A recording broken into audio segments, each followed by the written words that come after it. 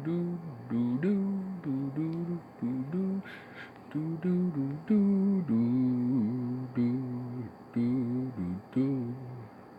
alive. Oh, whoops.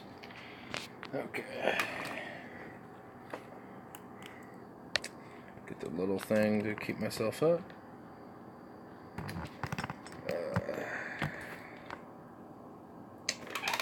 Cool.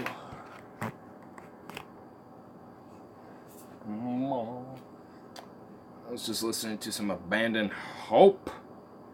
Abandoned Hope, bitch. We can get rid of that now.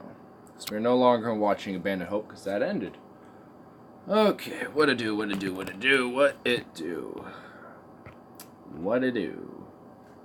Just gonna sit here and let notifications come in because that's the way of YouTube. Give it a minute. Give that shit a minute.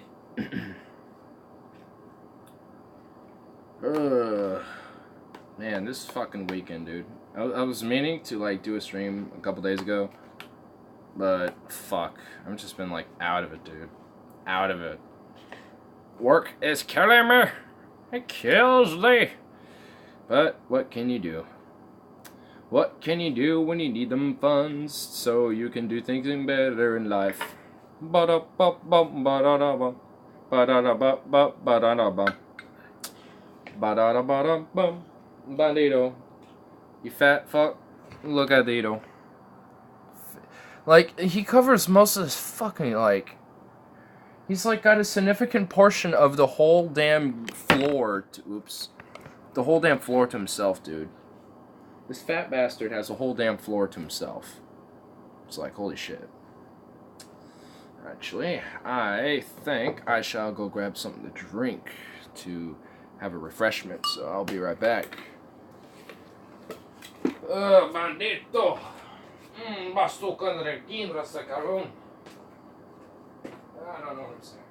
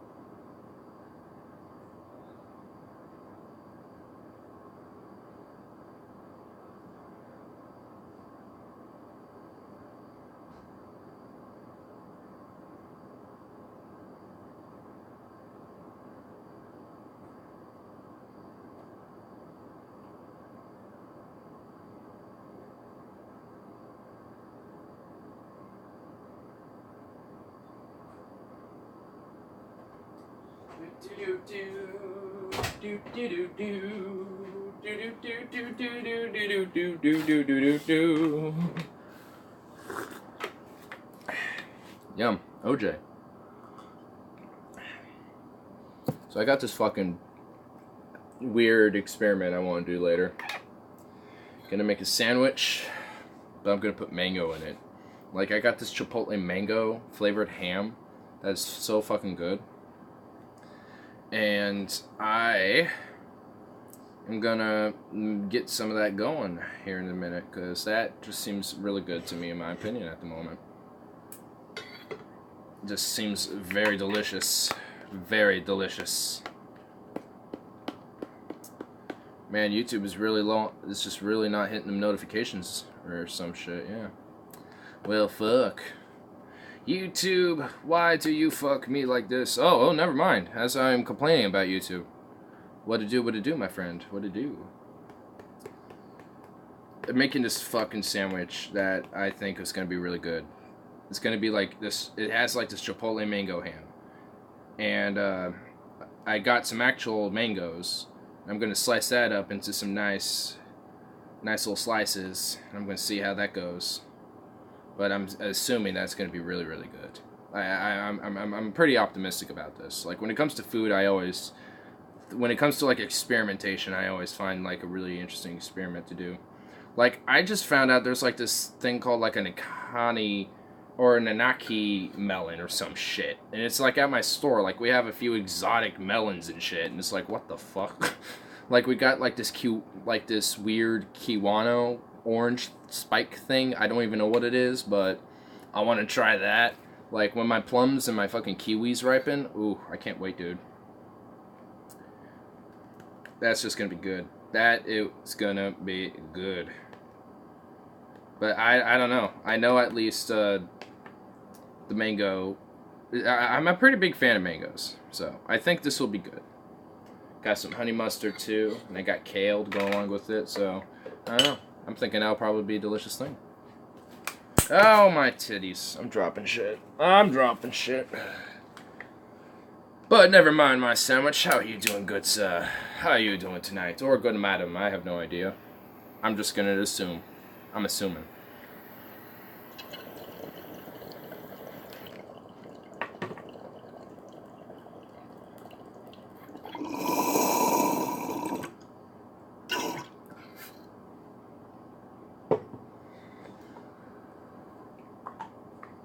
Hey, boy.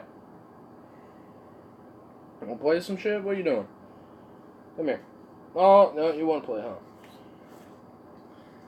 Alright, well, we got this furball of a fat boy trying to attempt to play. God, this is the most pathetic playing I've ever seen, dude. You're not doing anything.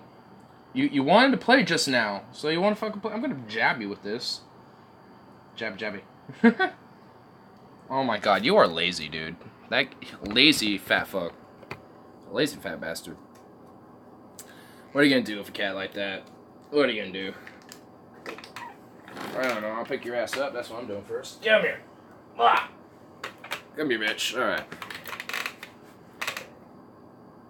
Oh my god. Alright, boy. Damn.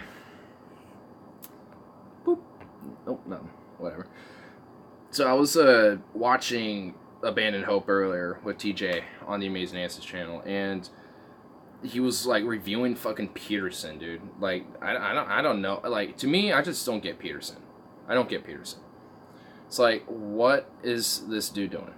What, like, the guy is just like a weirdo, man. He's like, clean your room, bucko. You gotta sit straight up and postured. And it's like, you don't even sit straight postured, dude.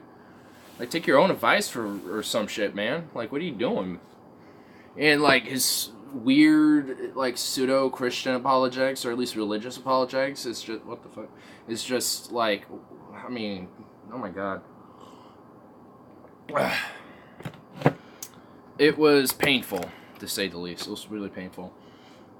And actually, I do remember that there's reruns of Cut Lewis. We can see what he's saying, because I always like to see what he says and debunk some shit. With the Reynolds defense firm, and we specialize in one thing. We represent good people facing DUI charges. Well, okay then. I don't want to hear nothing about DUI charges or some bowel shizzles. I'd rather hear about, like, some aliens or some shit. Like, fucking aliens. That, like, came in and, like, fucking got, like, Nazi scientists to, like, invent rockets or some shit. Like, that's an actual argument that my fucking uncle was making. It was like, what the fuck? What conversation did you hear this from? And where did you even find this at? Like, it's on stream. I did a stream of this. I forgot which one. It's one of them. But I was just like, the fuck? And he's just like, well, you're in denial. Like, that was the last thing. And I'm like, I just want fucking evidence, dude. You just said some crazy shit. Where's the source and where's the evidence? And what do you have any, like, where's the information that you found this from? And it's like, nope, I don't got no information. I just heard it, so I think it is. And it's like, no, you don't, dude. Come on, you know better than fucking aliens and, like, taught shit to Nazis. Like, it was their, like, heavily influenced, like, scientific field, dude. Like, there was Dr. Mengele, like, the Angel of Death. Like, a lot of the biological and genetic experiments that he did led to a lot of modern medicine that we got now. I mean, not directly, but I mean, a lot of the research, unfortunately, done on a lot of poor people at these fucking concentration camps and death camps and shit. There's at least, like, his research wasn't for not, like, there were, like, I think there was some research on, like, what diseases. I mean, he did all sorts of fucked up shit, but just period, dude. Like, when it comes to human experimentation in general, fuck that. Just like, that's gross. That's fucked. It's just fucked.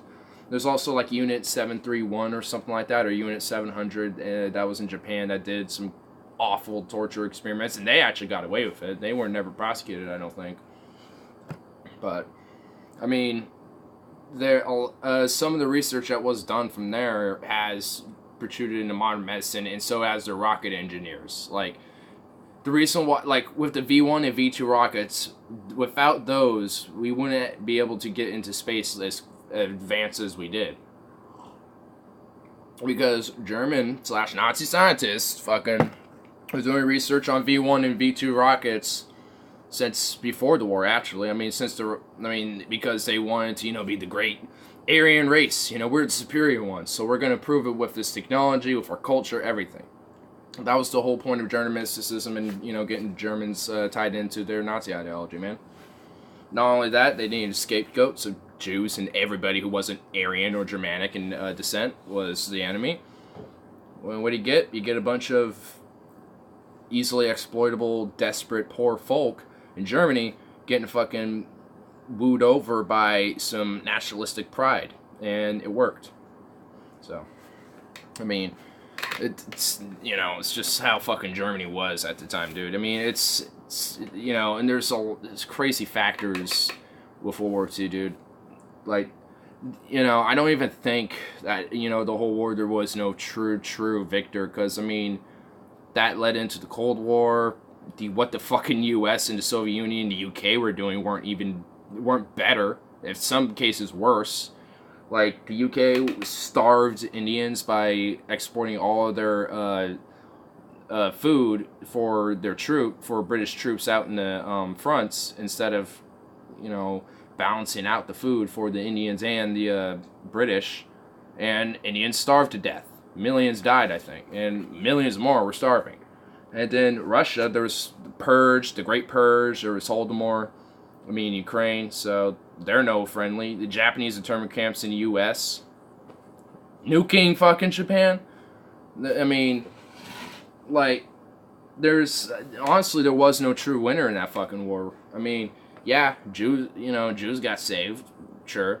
People were stricken away from this nationalistic fascist ideology that was wreaking havoc in Europe, but the Soviets were too.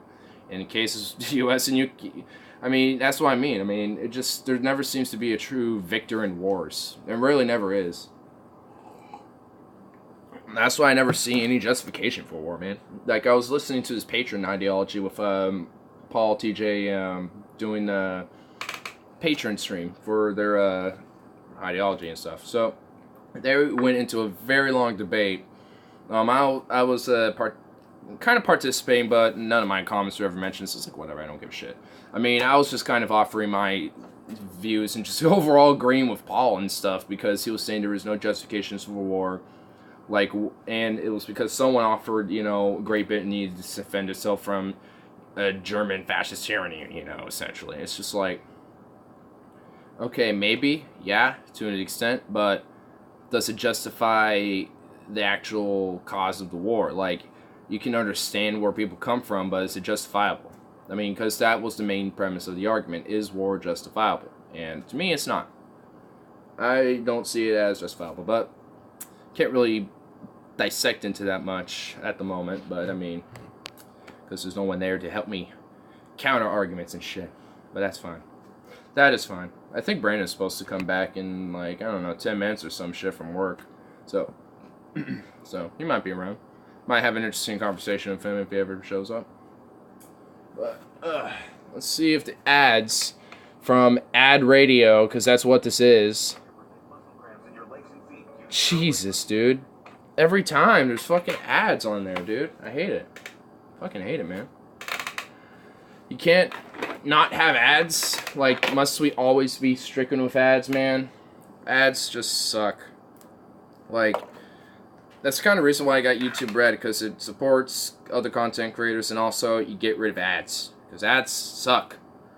And yeah, like TV's stricken with it. You get into like insane cliffhangers and you have to wait like 2.5 to 3 minutes, sometimes 5 if they just want to fuck with you bad, and then you get like 10 minutes or like I've had it up to like 5 minutes. It's short before because they just want to get all their ads in, and it's just bullshit, man. And how the internet's so stricken with ads is like, how is it's just so stricken with ads. Like, people don't like ads. Why do they think they go on the internet to get away from that shit? Because they don't want to see ads. They just want to see what they want to fucking listen to, you know?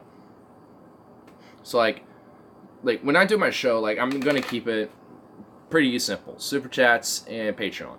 That's it. You know, just keep it simple. Keep the income simple. Just shill that, and that's it. Beginning at the end show. Done. Nothing. There's nothing else to it.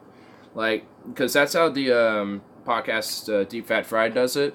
I love it because it's simple, plain to the point, and it's easy for someone to just go somewhere and be like, all right, this is how I know it's a sporting show. Like, you know, like, instead of like an Amazon link or whatever the fuck, like, I find that way too complicated for me. It's just like, I don't give a fuck. Oh, okay, that's complicated. Whatever. I don't even know how to set it up. I don't care. So I'll just keep it simple, man. You know, you don't need to get ad shilling, and we don't need like, all right, we're gonna take a 1 minute break. We're gonna shill some shit. Hold up, peace. You know, it's just like, I'd rather just take a break and take a piss break instead, and just be, you know, whatever about it. At least be honest if we're taking a break with it, like or something, you know. But it's, you know, I'm a like, it's not that ads are bad, you know what I mean? Like, it's just, you know, I don't want it in the middle of some shit, like on TV. Like, if programs were just the program, and maybe like 5 or 10 minute ad periods until it's like up till like 10 o'clock or to 10:30, 11, you know, whatever, you know, and, you know, do that or some shit. Because there's that, like, with most programs, it's like either like 22 minutes average or like 45 or 46 if it's like an hour show. So just feel, you know, then people will be like, all right, I got 15 minutes to kill before I watch the next show or something like that. There they go. Well, I think that would just, you know, that to me just seems simpler and easier, honestly. Because then people can at least be tuned in for the show. Ads will be playing or whatever, but at least then it'll be like, meh, whatever.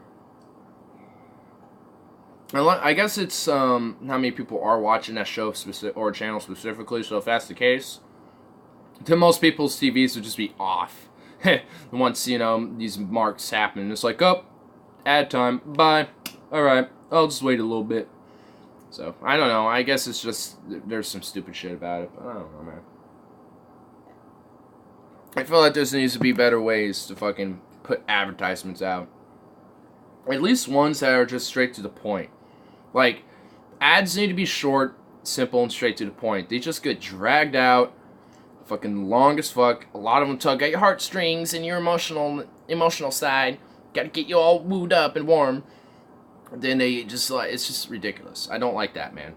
Even, like, I think my somewhat nihilistic pessimism towards reality TV and shit has got my mom a little on board, because there's shows she just looks at and she's like, what the hell? Who wants to see this? I'm like, my point exactly, because TV sucks dick. Like, I mean, most shows she watches are like old shows anyway, like from the early 2000s and some shit, like Sex and the City or whatever.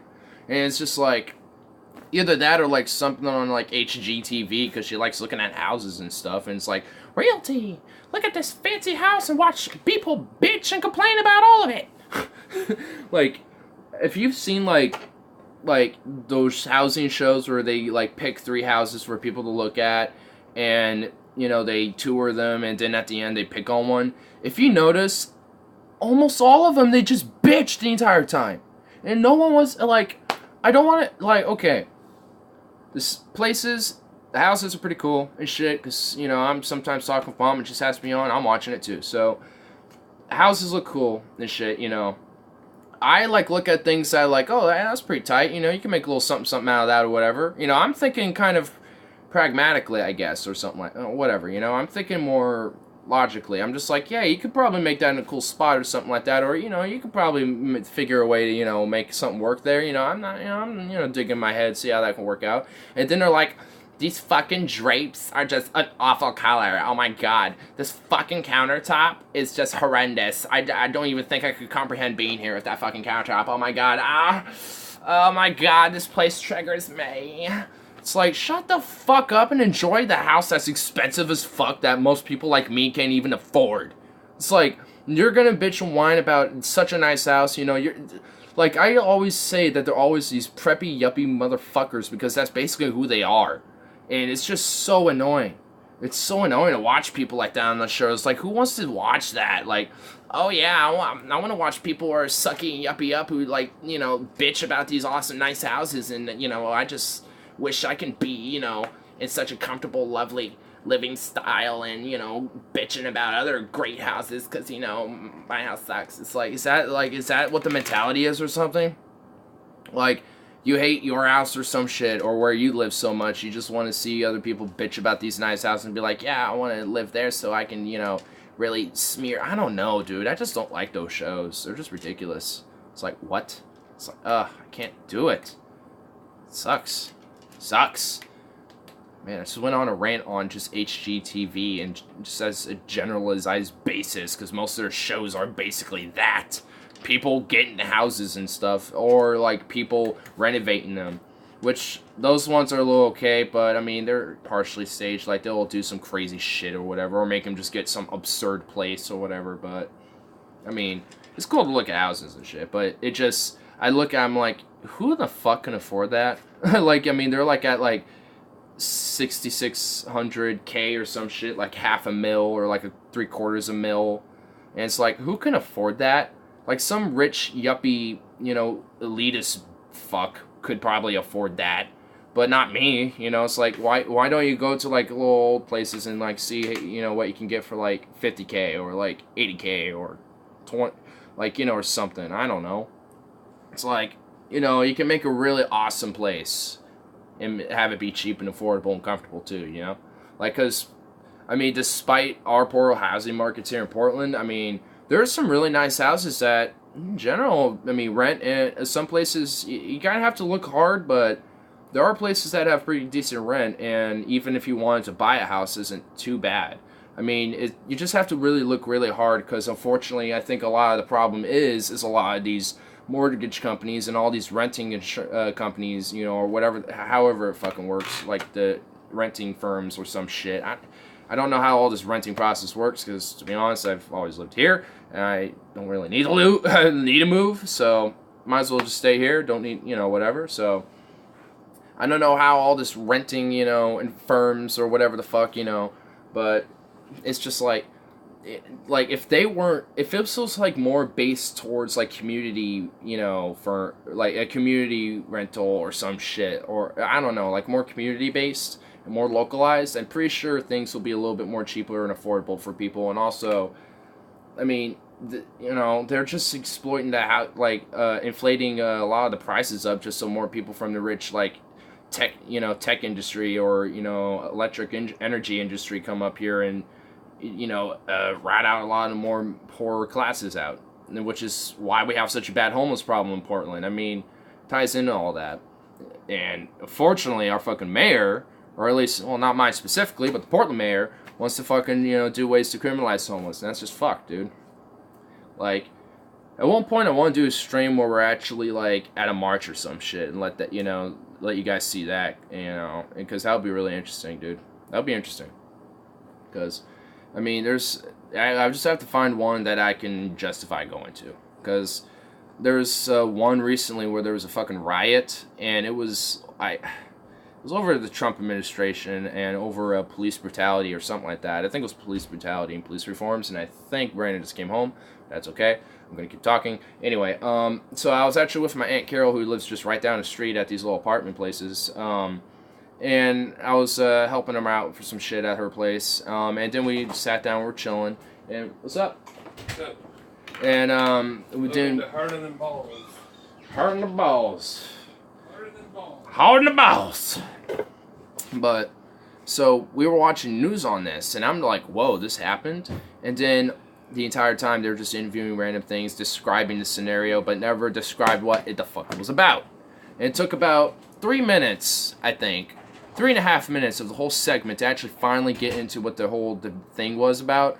But also, they never said what instigated the riots. They just said that counter-protesters and protesters started rioting. It's like, who started it? Because then that can at least help me justify either side or whatever, you know? So, with that riot, I don't even know who started it in the first place. And honestly, I haven't looked into it. Because it was a while ago at this point, you know, it's whatever. These are not rare here, unfortunately. These riots and shit and protesting is quite common. And in some cases, it is the left that instigates it, and in about the same amount of cases, the right instigates it. So it's just whoever's more pissed off, essentially. Basically, that's it. I mean, who's more pissed off and who's just going to throw the first punch? And then after that, who gives a shit? Blame whoever side supports which of whatever. They're going to blame the other side. And that's kind of how it was. Like I told my aunt, it's like, this is why mainstream media sucks. This is why I look on the internet for fucking news and shit. Because that's the problem. Like, I don't even know who started these riots. I only know the basic premise that it was over police brutality. It's very vague. And, you know, it doesn't go into details about that. Like, is it about, like, having chest cams at all times? Is it about, like, de-escalation tactics, reforms and training? Is it just total reforms on, you know, what is it? But nothing was said, so I don't know. But it was ridiculous, man. You know, it's just like, what is this nonsense? The news is just so, you know, they just make it vague, so either you can make it like one side or the other is the main cause, or it's going to be like biased towards one of those sides. You never really get anything that gives you some substance about what is going on. And even with that case, I think the main premise of what that protest was about should have been the main topic of that whole fucking segment that I think KGU or I'm pretty sure it was KGW, actually. KGW.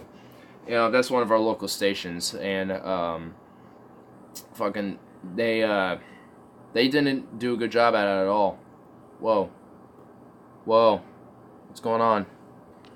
What's this? Whoa, so I'm getting pestered on my phone here. I'm gonna have to see what's going on here a good minute. Well, keep it not so quiet as fuck. I think I am going to just turn that on and be right back. See what's going on. Ways of getting a small place. Hey, at least something's on. And scheduling time once a quarter or whatever to get out of town or to spend time in California to remove yourself and your wife to get some sun and to have a change of pace. And stay where you are. I mean, there's other options as well. If it's, you've got to look at, just like any other engineering problem, you don't have to necessarily redesign everything. You're just looking to solve a particular issue. Otherwise, you know, to get those things with your children might be more difficult. That's more of a private school situation once you come to California, unless you live in certain areas. Unfortunately, oftentimes more expensive areas that have different schools and things like that. But honestly, there's just no wrong answer. Yeah. There really, it doesn't sound like there's always going to be a deficit of some kind because it's change, and with change, there's going to come change. So someone's going to experience something where it goes, wow, this isn't what I like, or I really missed this. Thankfully, as much of a, you know, pain in the rear, you can reverse the decision at any time. I haven't done one this weekend, even though I promised, so I tied it better late than never. So, yeah, because it's just like, well, I said I was going to do one like this weekend, so I'm going to try. Yeah, got some butter toast going. Butter toast. Oh, that fat boy. Yeah. He's fat ass. Yeah, well. Just like me. Yep. Lord Segmento. This is Dr. Lord Segmento's. Sagalon. Yeah, You are Dr. Segmento's child. It's not His just, lost well, child, you know, Dr. it's not like I don't Segmento. like these drapes. That's You know what? I need to show you later the Dr. Segmento thing. Like, that is, oh my god. It's a glorious thing. It is a beautiful thing indeed. It's just TJ Kirk, and he just reveals his Segmento, basically, his segments. And he's just like, I am Lord Segmento, bow before me. And he's just like, you know, just jiggling it all about. It's like with, I think Paul talking over it. It's just great. It's hilarious. I don't got anything to do segmentos with. I just got like Lord Stick. I got Lord Stick. I am Lord Stick. Other than, you know, getting a small place where You fat boy. your wife can, you know, run to throughout the year. There we go. Now you can see him in the corner. Getting that kind of experience, you really can't do the same in. Yeah, but Mama needs some batatos, so I got some going. This needs to just get way over there. That was unnecessary to just be in my presence. Oh wait, I need the bag of weed, the bag of weed. Everyone needs a bag of weed. Damn straight. Whether or not I'm going to accept it or not down there. And is it substantial Heads enough to up. carry some of the changes in, Wow, this thing. Okay, I'm flipping that over. right now they are... I'm flipping the foam cushion that is on that stool because that one side was just disturbingly dirty, but that's clean. I'm just like, I'm flipping it over. Doing the flip, doing the flip, do a backflip. Make the move. Who is just? They'll pay me a set amount. I haven't yet. Oh shit! Is this like a drug deal going on? What is going? Okay. It's What? But yeah, they're giving me Yeah, a lump drug deal, sum man. for the move. Bandit, no. Sounds like you've thought about all the, Give me all your all the drugs. variables that play a part. How about just share them? But I think I hear How about the just share most the drugs with you? two things. So we all just have Seems happiness. like something, Yeah, okay, that'll work. Yeah, dude. I don't get why people like fucking like at this point just, like, hey, give me your money. And, you know, you're doing a drug deal, like you're about to get like a bag of weed or whatever, and instead it's a robbery. It's like, dude, what fucking low are you gonna go stoop yourself down to fucking do that, man?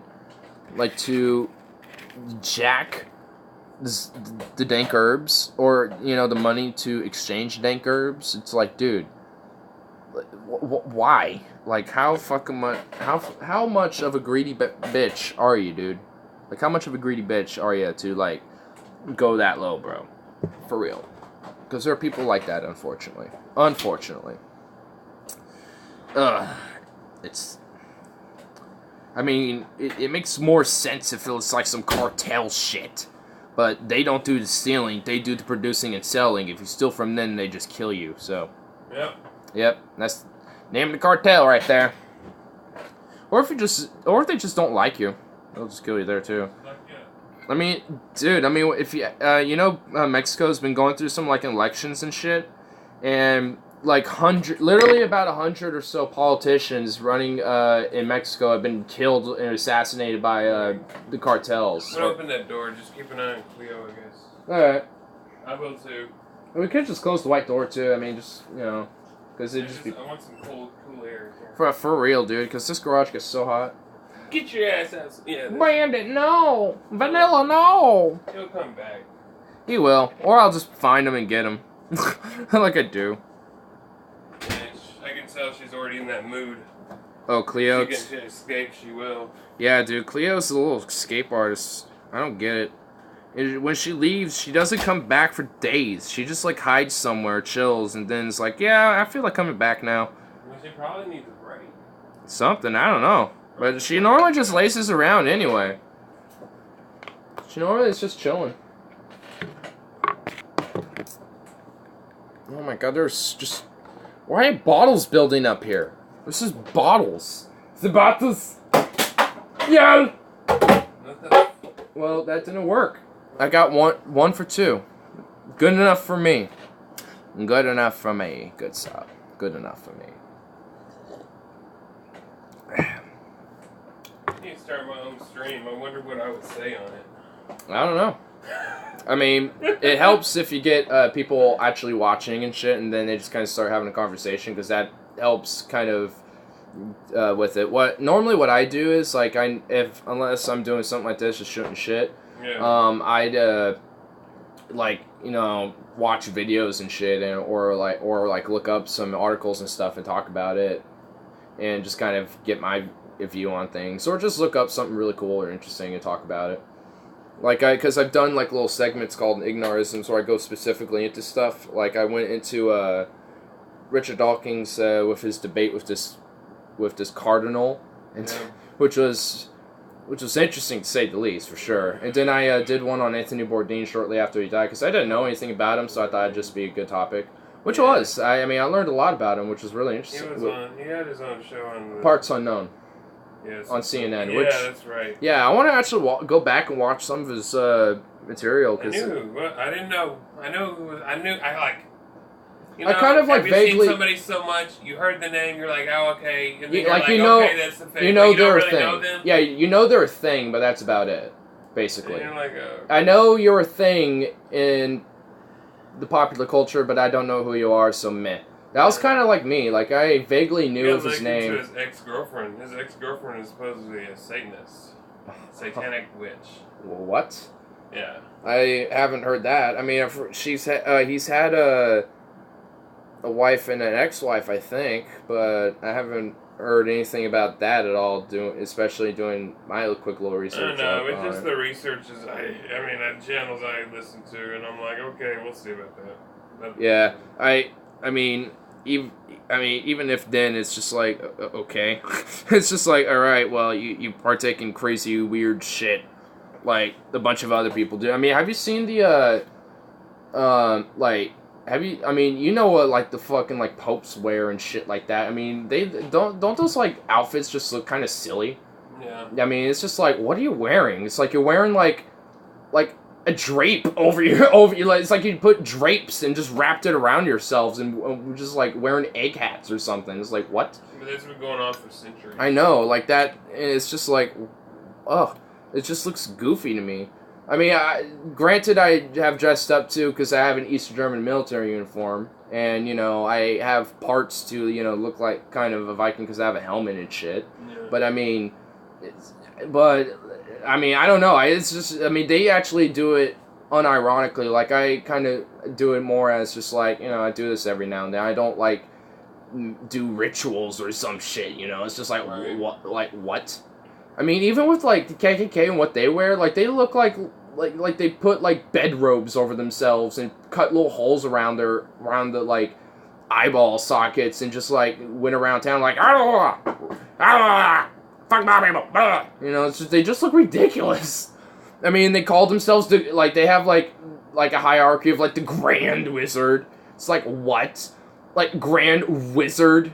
It's just like, dude, like, if you like kind of pick apart just like some of their structures of like a lot of these weird like cultures and shit. Well, I guess maybe not cultures, but just like these weird things. It ends up being easy to kind of pick at because it's just like, you guys dress super, super goofy and call each other, like, Grand Wizards or whatever the fuck, Right. It's just like, what? Right. Yeah, it's just, it's like, oh my god. Yeah. It's kind of funny and humorous when you look at it out of context. Oh, yeah.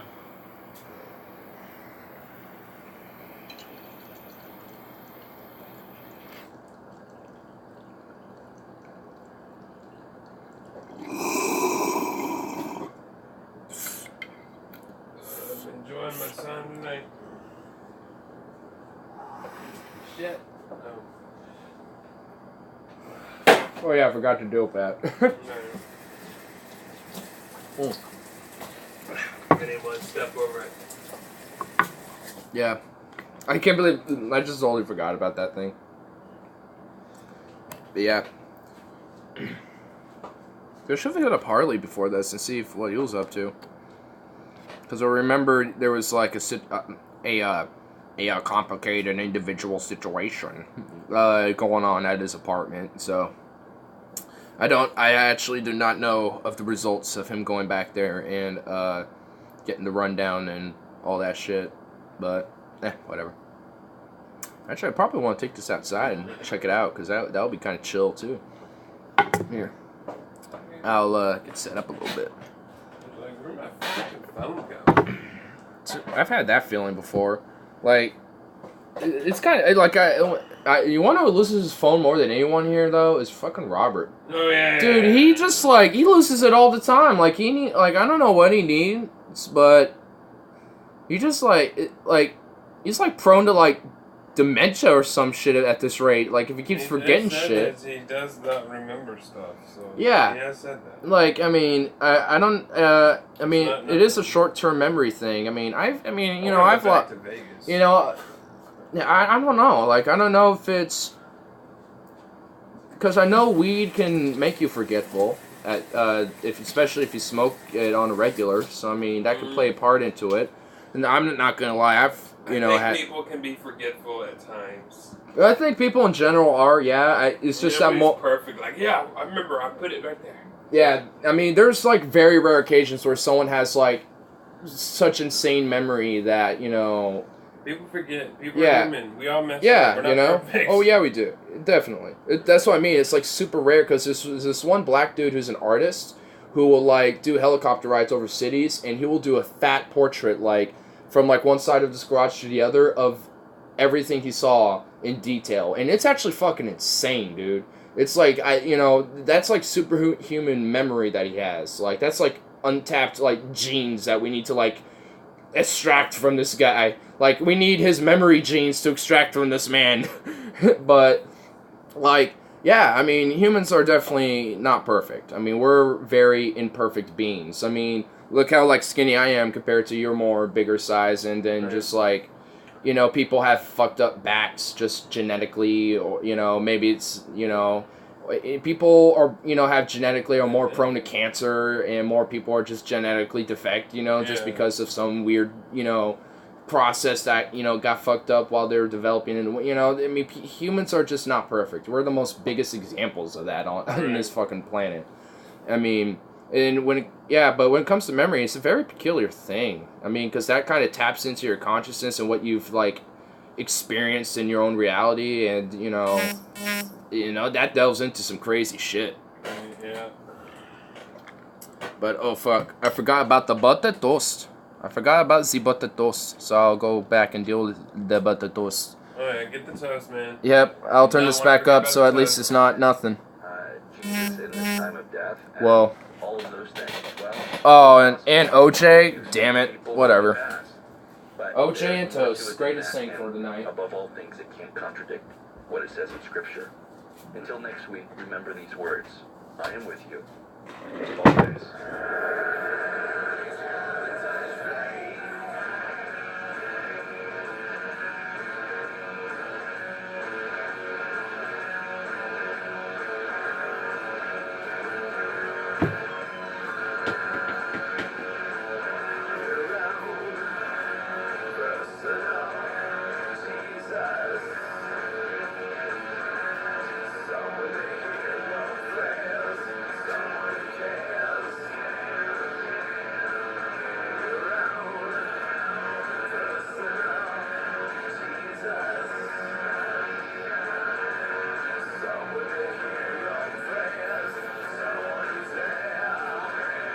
About life insurance?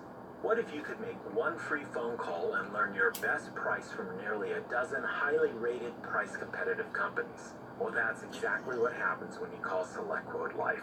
For example, George is 40. He was getting sky-high quotes from other companies because he takes meds to control his blood pressure. But when I shopped around, I found him a 10-year, $500,000 policy for under $25 a month. I'm SelectQuote agent Dan Sabino. And believe me, if SelectQuote isn't shopping for your life insurance, you're probably paying too much. For your free quote, call 800-609-0862. That's 800-609-0862. 800-609-0862. Or go to SelectQuote.com. Since 1985, we shop, you save.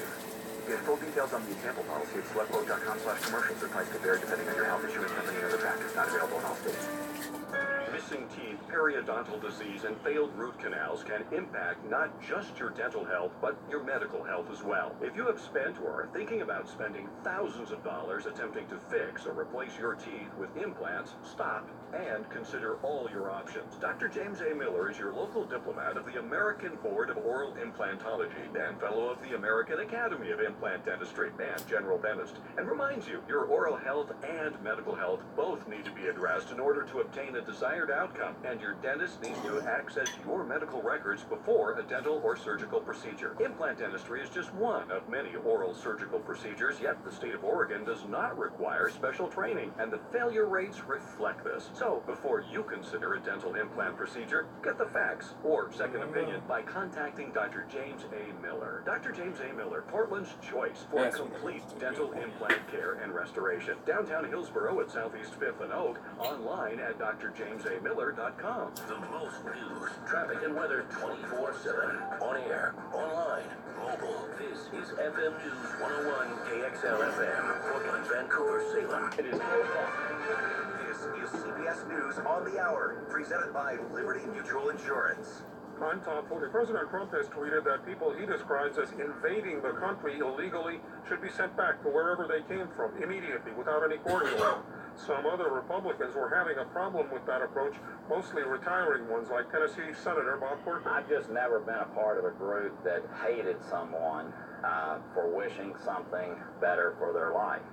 He was on CBS's Face the Nation. Meantime, throughout the weekend, protests continued across the U.S. Here in McAllen, Texas, Massachusetts Senator Elizabeth Warren went to visit detainees. They're all on concrete floors in cages. Some celebrities are getting involved as well. Actress Evan Rachel Wood came here to take part in a one-day fast. Just the thought of families being ripped apart and people not knowing where their children are, that seems incredibly unfair. And next weekend, organizers are planning what they call massive protests in major cities.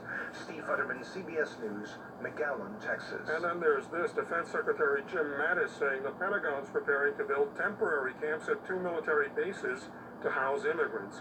Demonstrators gathered outside a Virginia detention center for a rally they titled Stop Torturing Children, at a facility which has a federal contract but is being accused in a lawsuit of allowing undocumented teens to be beaten and mistreated and restrained.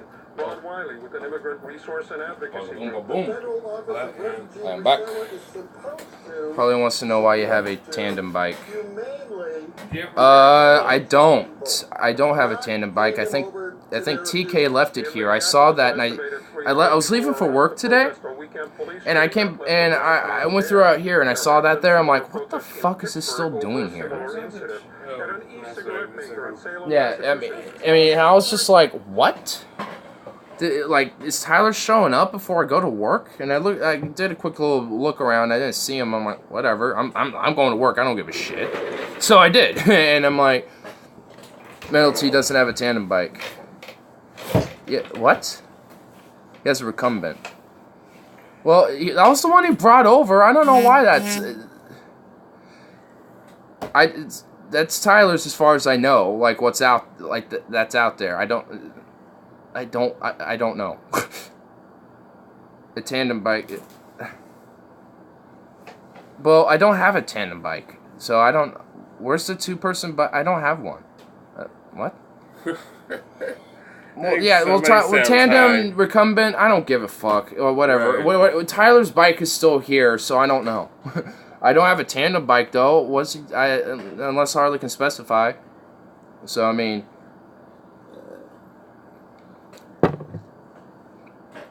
Because, I mean, I legitimately am, clueless at the moment. I don't have a tandem bike. So, I mean, Tyler's repugnant, recumbent, whatever, his recumbent bike is still here for some reason, so I have no idea. But who knows and who cares? Oh, God. Man. Ugh.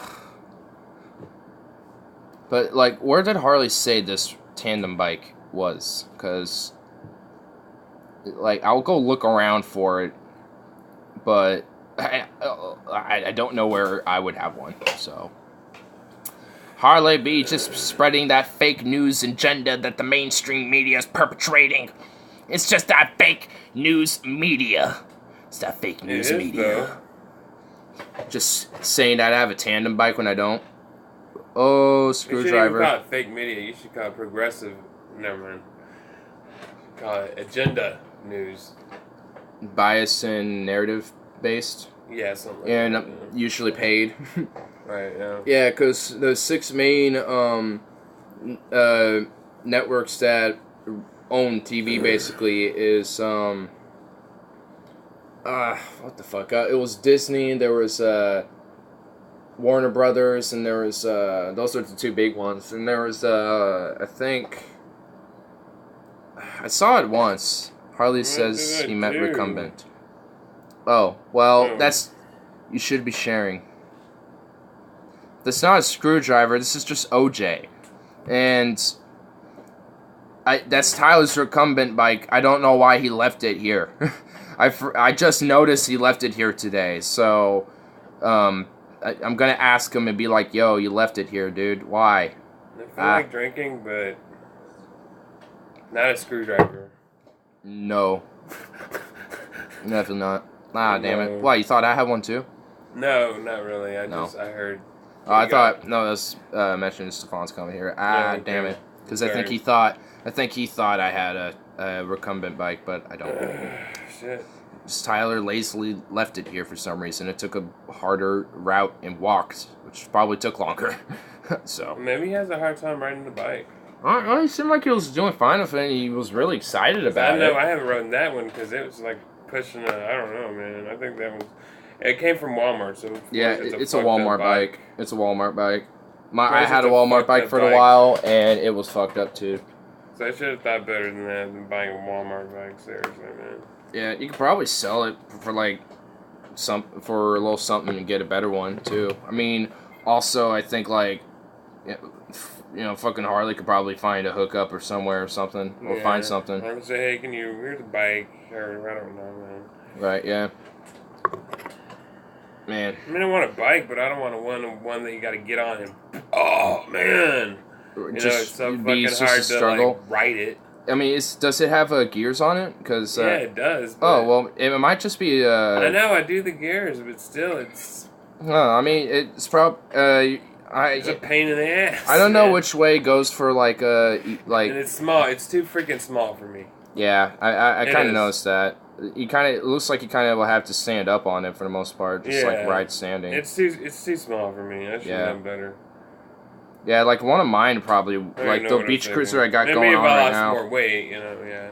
And also like the beach cruiser I got, LOL at that other dude's quote. What was the quote? Exact quote, sir. Give exact quotes. I appreciate you joining me. There is almost limitless craziness. And it's a serious issue. It's Indeed. one that I care about. It's probably one of my top 4 or 5 political issues and always has been. What is it? It's really a pretty simple issue. Listen. I'm listening. If you don't support... What? Excuse me. If you do support open borders, well, then there's a whole different discussion. But what? As long as you believe that we should have some control over our immigration system, then it's a pretty simple issue. We'll talk about how we go. Okay, so immigration, that's how simple it is a little bit later on, but let's just on this Friday talk about the crazy spectacle that is our current immigration debate. Just more stupidity. All right, let's start with I don't even know. It was something I would like. I want to bike, but I get on it and I'm like, damn it. Oh wait, that was the exact quote, I think. I get on the bike, but then it's just like, damn it, it's just too hard. Oh shit. Over a little illegal immigrant girl. Not just any illegal immigrant girl, but the little illegal immigrant girl who was separated from her mom, the one near McAllen, Texas. You probably recall the picture. Oh my god, I just want to know where this is going now. Up your bum. A patrol car for immigration or border patrol off to the left. And she's standing, looking up, crying. Tragically, very sad. Very, very sad. Looking up at Well, yeah. The Border Patrol agent and her mom, you can just kind of see the bottom half of their body, their legs. You remember that picture? Portland has started a movement. What is it? Well, they took her out of I'll the just picture. instantly join it because I'm a Portlandian. Time magazine with an all red background. And off to the right. Occupy ICE has spread to multiple other states. Oh, sweet, dude. That's awesome. The position, her mom or the Border Patrol agent. I'm glad, dude. I'm really glad. Because I think there was, like, detention centers here that they were being fucking kept in. Sobbing. Donald Trump just looking down at her.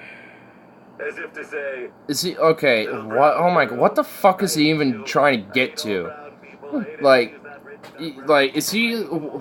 What's he even saying? He's talking about the picture of the... I know what picture he's talking about. He's talking about the picture of the girl looking up at ICE agents, crying and shit.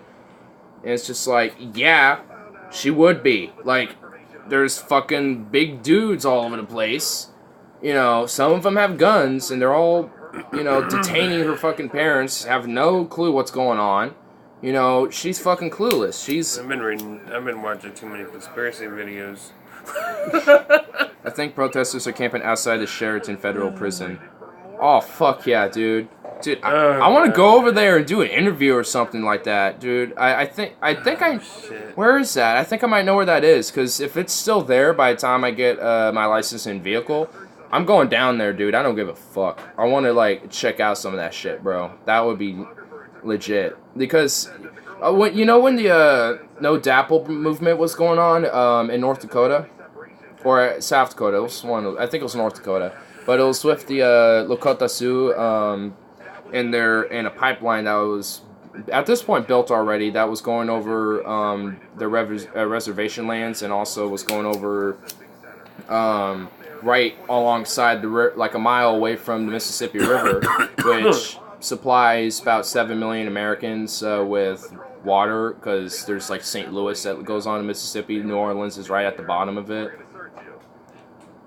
This Occupy protests at the ICE building in City Hall. Oh, that's awesome, dude. Dude, okay, I think tomorrow, yeah, the Sioux protest, yeah, with No Dapple. Water is life, dude. I have a shirt relating to that. I think 2 of them, actually. And I got a poster in my room, you know it. The poster with renewables, not pipelines, and defend the land. That poster with the Native American all looking fucking militiaed out and shit. Like, I think that came in response towards the No Dapple movement. But I think a lot of that also kind of, like, I got so invested into No Dapple and shit, dude. Like, cause that was just such a big fucking thing. I think that was actually the biggest congregation of Native Americans over one particular thing in history in the Americas. Like, cause most of the tribes amended bad relationships. A lot of them grew new ties to each other. It kind of united the First Nations, essentially, all towards a more, you know, communal and, like, more united, essentially, because a lot of tribes didn't communicate with each other, really. A lot of them didn't talk to each other a lot. They were just all really secluded and didn't really... And some of them were even kind of antagonistic towards each other, especially due to past tribal culture tensions and shit, you know, of rivalries and stuff. But a lot of that mended most of those clashes and just and a lot of the isolation, and it kind of gave them all more of a purpose. And now I think there's like another one going on in Canada now with a pipeline going through British Columbia and then like one other province that's east of it, but I forgot the name of that one. But I read it up on Vice, but I forgot some of the stuff on it. But I'll have to read it up because I have it on a video to watch later at some point. Maybe tomorrow or Tuesday.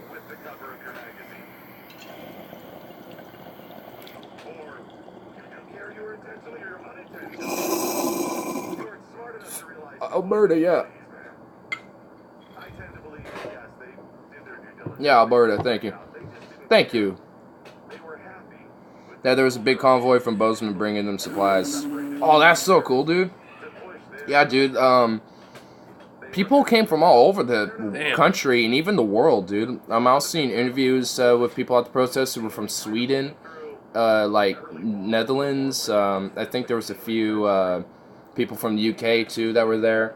which surprised me. It's like people from around the world is recognizing this and coming over to, you know, make a statement and protest, and it was insane, man. And the brutality that the fucking police there did towards, you know, the protesters there was just unfathomable. Like, attack dogs were used. Oh, shit. They would just... one woman's arm was nearly blew off with a concussion grenade.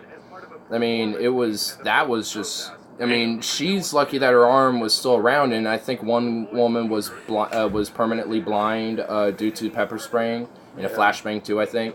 I mean... You know, they just did some unfathomable shit, man.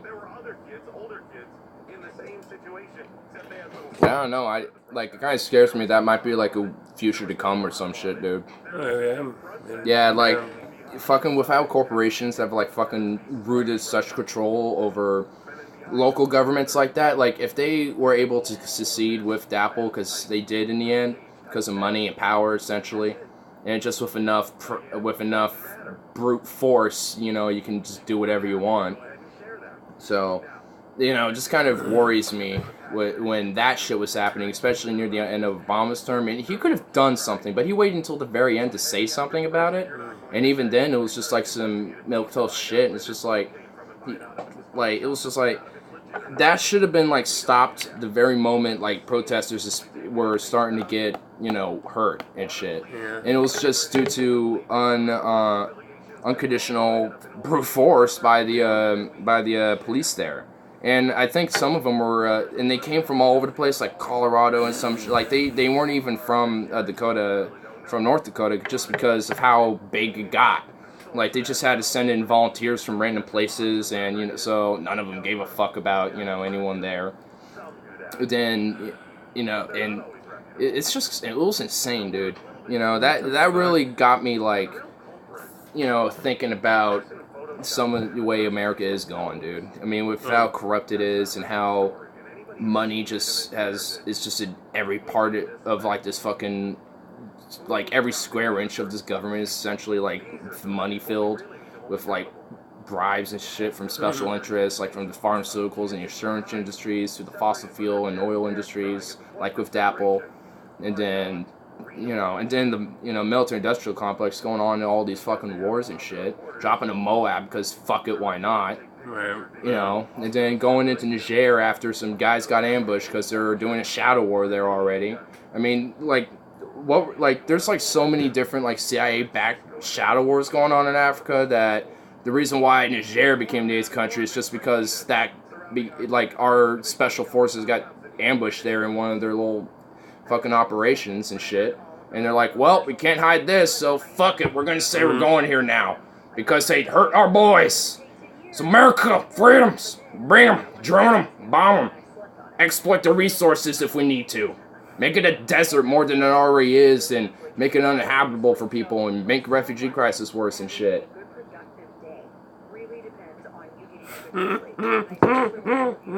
Hashtag free Ike. Hashtag free fucking Ike, dude. I know it. I think I know where that comes from, but I just don't remember at the moment, but I think I do. Free fucking Ike. Hashtag free fucking Ike. Just, we got an emphasis on the fucking, like, hashtag free fucking Ike. Like, we need the fucking in all caps and all that, dude. We just need a free fucking Ike. I don't know where... I'm just going with it. You just gotta go with it sometimes. Right, yeah. Yeah.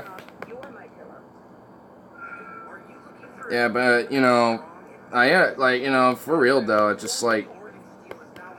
There seriously needs to be, like, something, you know, changing, though. Eisenhower in the military-industrial complex. Yeah, okay, I remember now, because Eisenhower, even though he, even though he did essentially founded CIA and shit, he did warn about the military-industrial complex in the end, because he knew that the powers they had were exploitable, and it's been exploited terribly. I mean, like, what we did with Agent Orange, Laos, Cambodia, Vietnam, what we've, you know, doing with overthrowing random Latin American countries and partaking in, like, wars with the, you know, drug wars with cartels and shit. Like, I mean, even the CIA supported Pablo Escobar for a little bit before there was rumors he supported commies and shit, and then they instantly flipped the position, and it's like, oh, we got to go and get him now. Because he was, I think, at one point, literally the most richest man, or at least one of, like, the top 5 most richest men at the time. Because he has so much money, he was just burying it in random fucking farms and forests and shit. There's, to this day, people are still finding Pablo Escobar's money in, like, walls of buildings and some shit, or like, some random farmer just digs it up. Like the city of gold. Yeah, but instead it's just Colombia, especially Medellin, because he was in charge of the Medellin cartel. Like, if you went to Medellin, I can guarantee you that there's probably a building there somewhere that still has Pablo Escobar's money hidden in there. I mean, to this day, like, I think every now and then there'll be like a little blurb I hear about someone found some more Escobar money. It's like, oh shit. And like, there's a lot. Like, I mean, how much is that worth now? How much some money?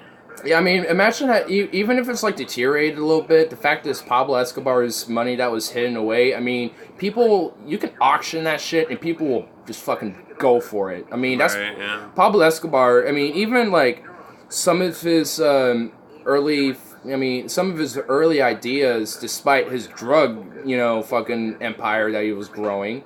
I mean, he for a small period of time did quote run for office for local Congress or some shit. And I forgot the guy who was actually running, but he was running as like his backup, basically. Like, if he were to step down, he would be the guy in charge. And when he won the election, he basically right off the bat stepped down and gave it to Escobar. And but the day he went into Congress, Congress right in front of him just said, "Hey, we found an old picture of Escobar with a criminal record," and basically put him in shame.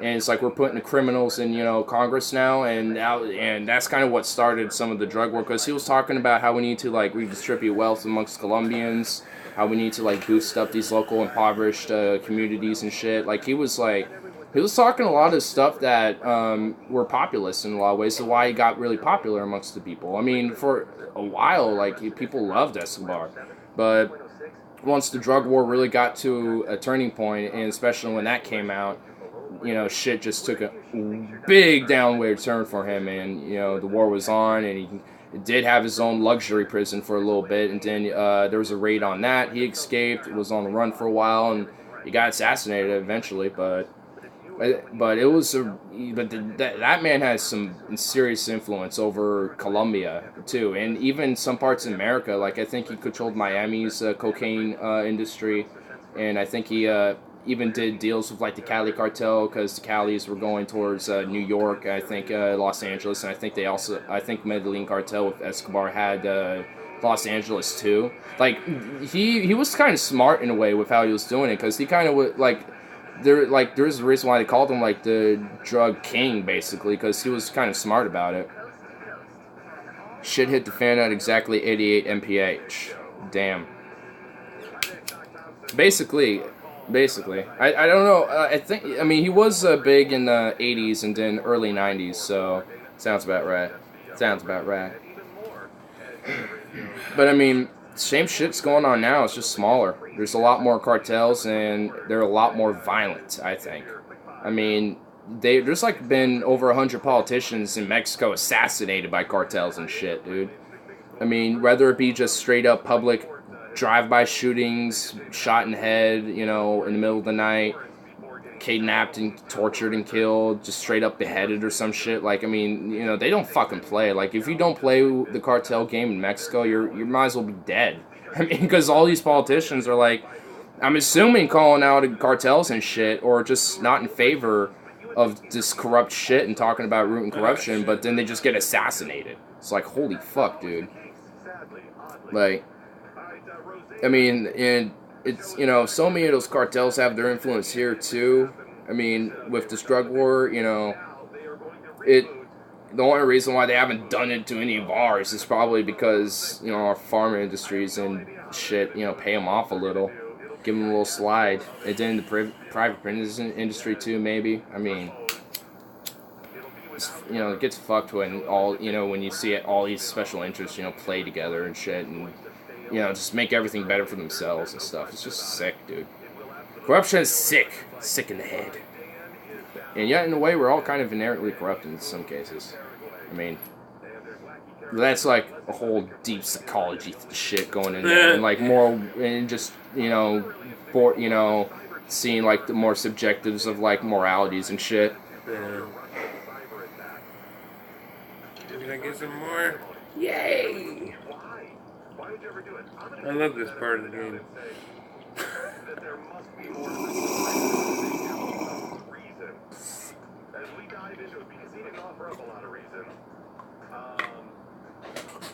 Said that Star Wars game we're playing? Yeah.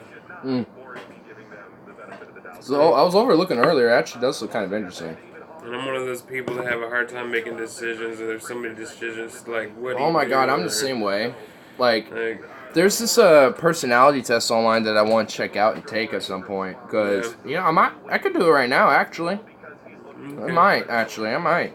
Because I kind of want to see where I kind of lie in on that stuff. Let's do it. I'm going to do it. I'll come back in here when I'm done. But I'm going to do it. Now I'll let you know the results and shit. Alright. Let's go do a personality test, why don't we? Because that'll be fun. And then we'll, like, get into a little bit about some shit. About... Do it live! Damn straight. I might make myself a sandwich before I do. Or before I go back in there. Let there be light! Let there be light, motherfucker, yeah! Let there be light! Light! Don't you put up a fight?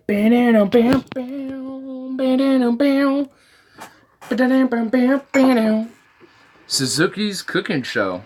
Dude, I was talking earlier, dude. Oh, I'm gonna make this sandwich. I have chipotle mango ham. It's flavored chipotle mango, so I'm gonna make that.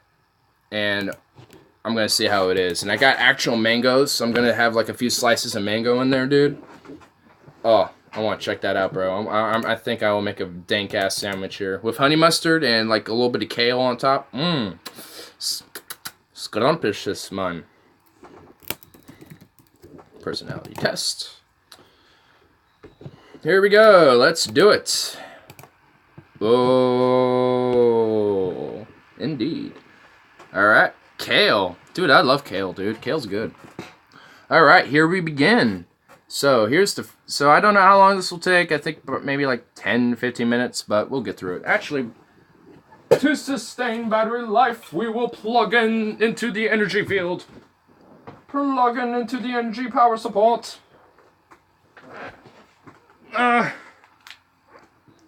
So then I can make a sandwich and chill and all that fun shite.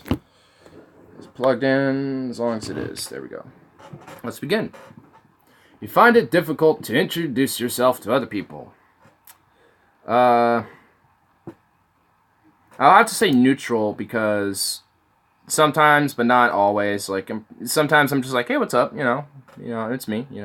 But at other times I'm like, oh, hey, how you doing? But yeah, you often get so lost in your thoughts that you ignore or forget your surroundings. Oh yeah. Yes, I do. I agree. Middle, agree. Just fat agree. You try to respond to your emails as soon as possible and cannot stand a messy inbox. Oh, fuck. I slightly disagree with that. Actually, middle. Because I can't stand a messy inbox, but I don't respond to emails that much. Where's Metal T? I don't know. Not here. You find it easy to stay relaxed even when there's some pressure. A little bit. I tend to agree a little bit. You do not usually initiate conversations. Small agree. You rarely do something just out of sheer curiosity. You rarely do something just out of sheer curiosity. You rarely do something just out of sheer curiosity. So I'm just gonna be neutral because there's things I do out of curiosity, like that sandwich I'm gonna make. But at other times I actually do something out of just analytical basis. So I say just kind of neutral. You feel superior to other people. Slight disagree. Middle disagree. Because, I mean, people are retarded as fuck. But, I mean, I know I'm not superior to other people, so being organized is more important than you being adaptable.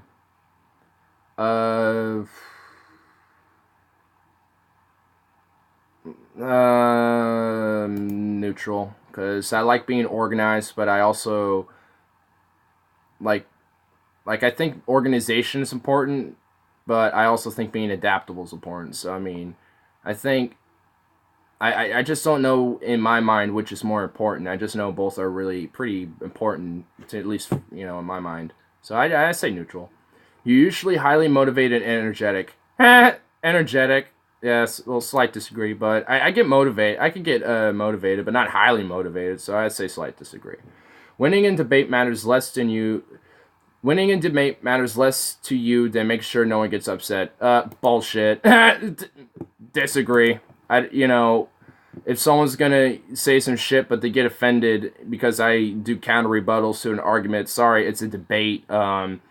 This is, your feelings don't really matter too much. We're having a discussion on like our certain opinions, certain views, or certain philosophy, or whatever the fuck. Like, get over if you're getting emotional, getting upset over it, then maybe there's a problem with your own, you know, with being, you know, feeling like there's something insecure about your views or your opinions on during this debate. So get over it, dude.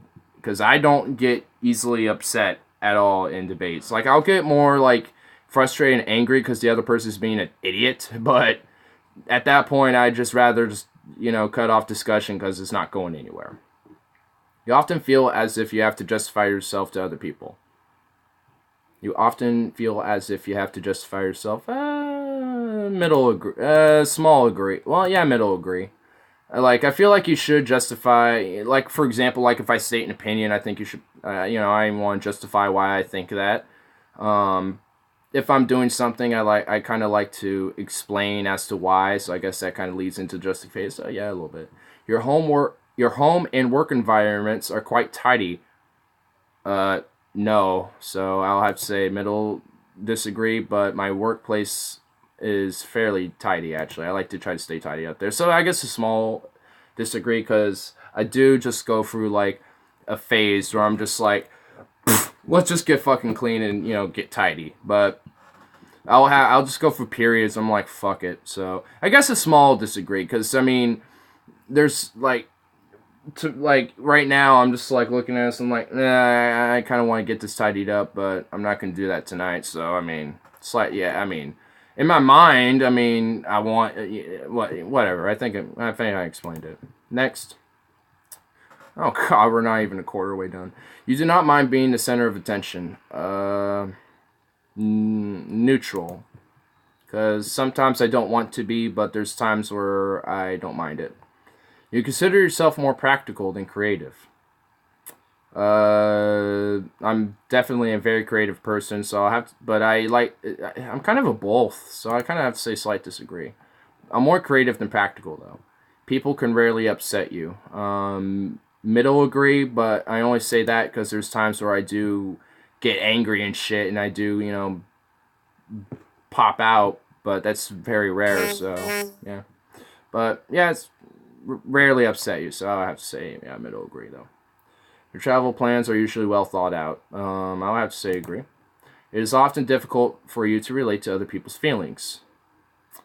I have to say middle disagree. There's times where I, you know, don't really relate, but I, for the most part, can relate and empathize with others' feelings. Your mood can change very quickly.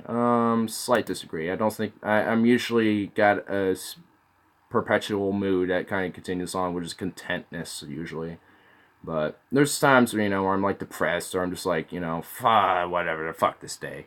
Or I'm just like, you know, in a good mood. I mean, you know, I kind of have like a generalized all day mood, but, you know, throughout the day I'll just get like, you know, little mood moments. But I mean, you know, it doesn't really change that quickly. I mean, so it's like, yeah. So I have to say, I'd just say middle disagree. In a discussion, truth should be more important than people's sensitivities. Strong agree. You rarely worry about how your actions affect other people. I'll have to say a slight disagree. I'll say neutral because, you know, like when it comes to debates or having a discussion with people, you know, I don't worry about what I'm saying or whatever is going to affect other people. But, you know, if I'm just out in public or whatever, minding my own thing or whatever, you know, I do kind of worry a little bit about, not worry about it, but, you know, actually I'll say slight disagree because I don't really worry about it, but I am aware that I shouldn't be like a, you know, doing some crazy shit or whatever like I do on stream or something like that. Like, whatever, you know, like, I don't know, but I would say slight disagree. Your work style is closer to random energy spikes than a methodological and organized approach. I have to say middle disagree. I have to say strong disagree because I don't really get random energy spikes. You're often envious of others. I would have to say strong disagree. I don't really get envious of other people.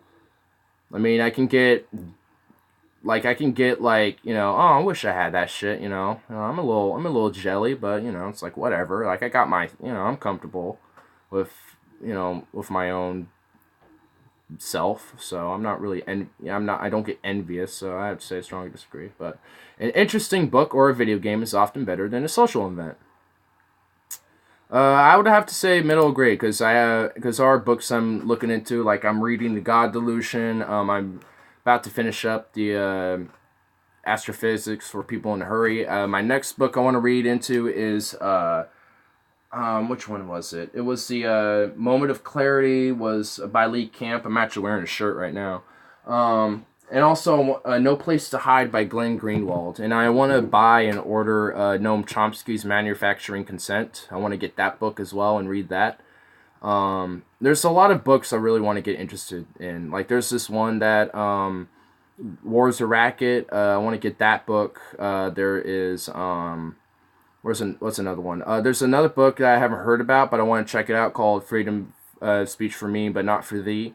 That sounds like a really interesting book. So yeah, there's a lot of books I do want to check out. So I would say an interesting book can sometimes be more important or better than a social event because it, you know, a lot of ways you're developing your own mind in that way. And video games too, in a sense. Like sometimes I just want to delve right into a video game for like an hour or two and just get into it because I love the game so much. And so yeah, I'll have to say middle agree. But sometimes I do want to go to social events and shit. Like, you know, go to a concert or go to a festival or something like that. Or just hang out with friends and shit, you know? So, I mean, but if there's like a really cool book I want to read into and I just want to spend like an hour or two just reading into it, I will. I will. Or same with a video game too. Or more hours too if I'm really into it. Being able to develop a plan and stick to it is more important than is the most important part of every project. Let me read that.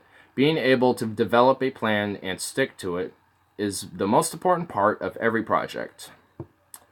I would have to say neutral because actually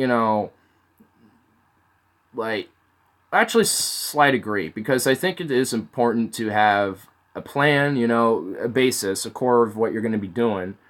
And whatever, you know, if your project, whatever you're doing. And then, but it's also, I think it's important to be able to adapt to being able to like, oh, well, shit, this didn't go right. Well, let's see what else we can do here quickly or some shit, you know, or, you know, oh, well, this didn't work. Let's try something else really quick to get to our end project result or whatever. So I think I'll say middle grade because I think it is important to adapt, but I think it is important to also have like a core plan to kind of stick to. And you know what? Yeah, I'll keep it like that. Okay. You rarely get carried away by fantasies and ideas. Middle disagree. I got a lot of interesting ideas and fantasies. I mean, that's a little bit. I mean, that kind of gets in a little bit of semantic. And it just kind of is like what? I don't like what. It's like it's weird. It's like it's kind of a vague word because is it fantasies like I have a fantasy how you know the perfect utopia is. It's like or is it like a fantasy like it's like you know oh man I wish I was just like you know married into whatever like that. I guess it is overall and I don't really get into that. I don't get carried away with that. But when it comes to just like ideas and shit, I mean yeah I definitely get. I'll have to say slight disagree because I don't.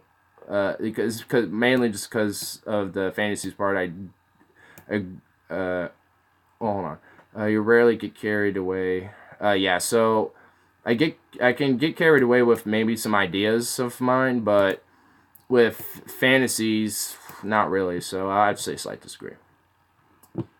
But if it was just like fantasies, or if it was just ideas, I would probably say more stronger disagree. But because of that, it's just like eh. I guess I'll just put neutral for that. You often find yourself lost in thought when you're walking in nature. Oh, I strongly agree. If someone does not respond to your email quickly, you start worrying if you said something wrong. An email. Well, yes, I don't do emails, so should I just replace that with like a text or just talk, I guess. I mean, not really. So just I really just what I do is I think about what I'm actually saying, and then make sure I think what I'm saying is right, or at least right for the scenario, and send it that way. I don't really let my emotions get carried away over that. So I would have to say just a strong disagree, because I don't worry about that shit, because I try to make sure that what I'm saying is the best way I can say it, or whatever I'm thinking. As a parent, would you rather see your child grow up kind than smart? I'd rather my kid be smart than kind, honestly. So, I mean, like, I don't do decorum policing and shit, so, I'll just have to say middle agree, because you should at least be respectful of other people, because we're just humans and shit.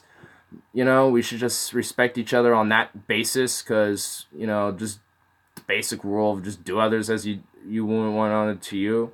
That golden rule. So, I mean, I would at least instill that, but that would be smart, so they would just naturally kind of grow up to at least be generally kind to others, unless they're, they're being a douchebag back or some shit like that. So, I mean, yeah, I would just have to say a middle disagree, because I think if I'm being smart as, growing up to have a parent, I would, by nature, just let them understand what kindness and respect is. So it kind of fits in with that. At least for me, I would think. You do not let other people influence your actions. Yeah, I agree with that strongly. It's like I'm very skeptical about people, like about things and everything for my own actions. Like if someone's saying like, oh well, you go do this and shit. It's like, what? Why? What do you want me to do this for? Like I think about shit before I just do actions based on what other people want. Like I think about it and shit, and I'm like, okay, why? And if for influence, if it's like, in sense of like a manipulation, I definitely don't. But if it's like, I guess over time, their opinions and your opinions, you've discussed them very deeply about each other and shit, and over time, some of their views might have influenced on you or some shit like that, or vice versa, then I could probably say a middle agree or a smaller agree, because that is the case. But even then, that's based on what I think about the scenario, based on my new information that I've gotten from other people and viewing other viewpoints. So I guess in that sense, I still don't let other people influence me in that way. So I guess same answer, still strongly agree. When you sleep, your dreams tend to focus on the real world and its events. Well, with my dreams, that's not the case, at least the ones I remember, so I would say strong disagree, because I've had crazy fucking dreams. Like, the last dream I can vividly remember was in Texas. Because I had a tolerance break because I'm in Texas. You can't get weed there. And if I did, I'd be arrested. So, anyway, I had this dream where there's a fucking alien ship that crashed into the fucking Earth. And I was viewing it from outside the window. And I was like, whoa, what the fuck? And before whatever was about to, like, recede and come out of the damn thing, and before it got, like, visibly revealed, I woke up and I was like, whoa. It looked like a fucking meteorite hitting the ground and shit, dude. It was really insane. So, that's not real world events. Like, I mean, there's meteorites that fall on the ground, and I've kind of understand what that looks like and shit, but I mean, not real world, and it's not, like, based on anything like that. So, I strongly disagree. I have wild dreams. And we're halfway there. Oh, we're halfway there. Oh, living on a prayer. Yeah, it was terrible, I know. It does not take you much time to start getting involved in social activities at your new workplace. I'll have to say middle agree. You're more of a natural improviser than a careful planner. I'll have to say neutral. Oh, living on a prayer. Yeah.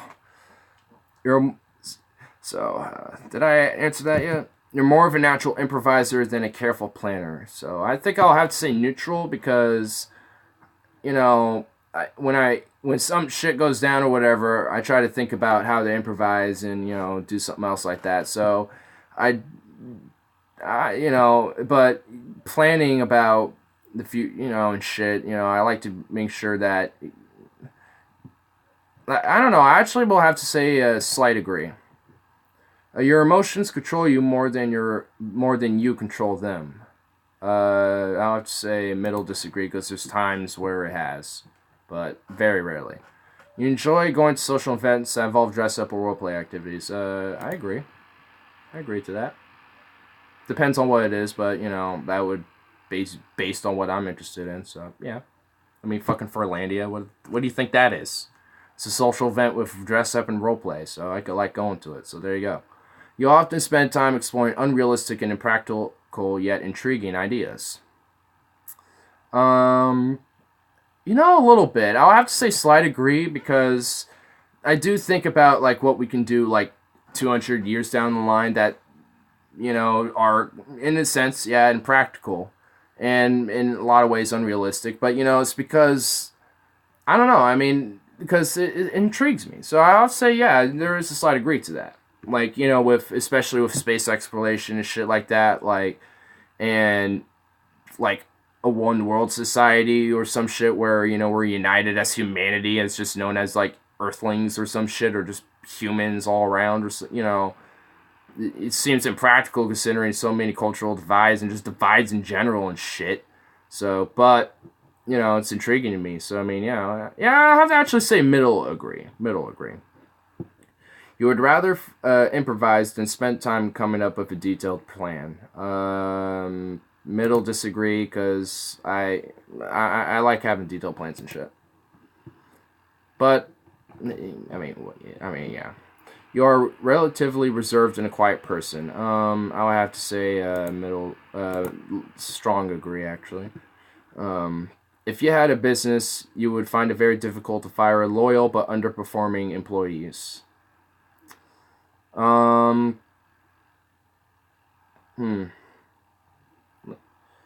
If you had a business, would you find it very difficult to fire loyal but underperforming employees? I would have to say slight disagree.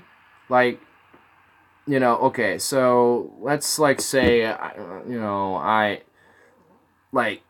let's say someone is loyal, does their job and shit, and does it right, but they're late as fuck all the time. Like 2 hours late or some shit, or whatever, or something like that, or like 3 hours late for like an 8-hour shift or something like that. Just something standard.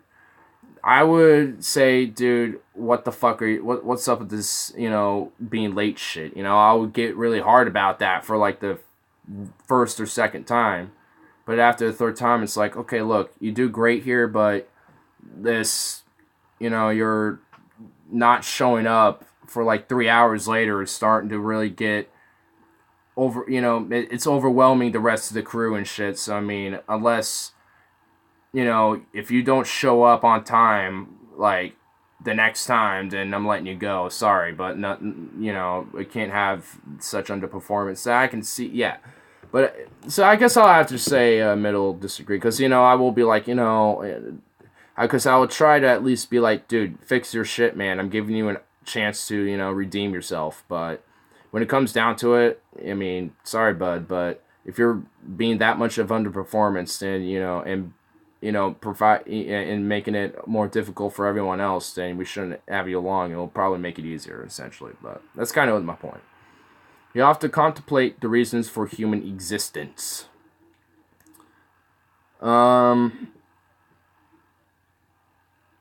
what? You often contemplate the reasons of human existence. I contemplate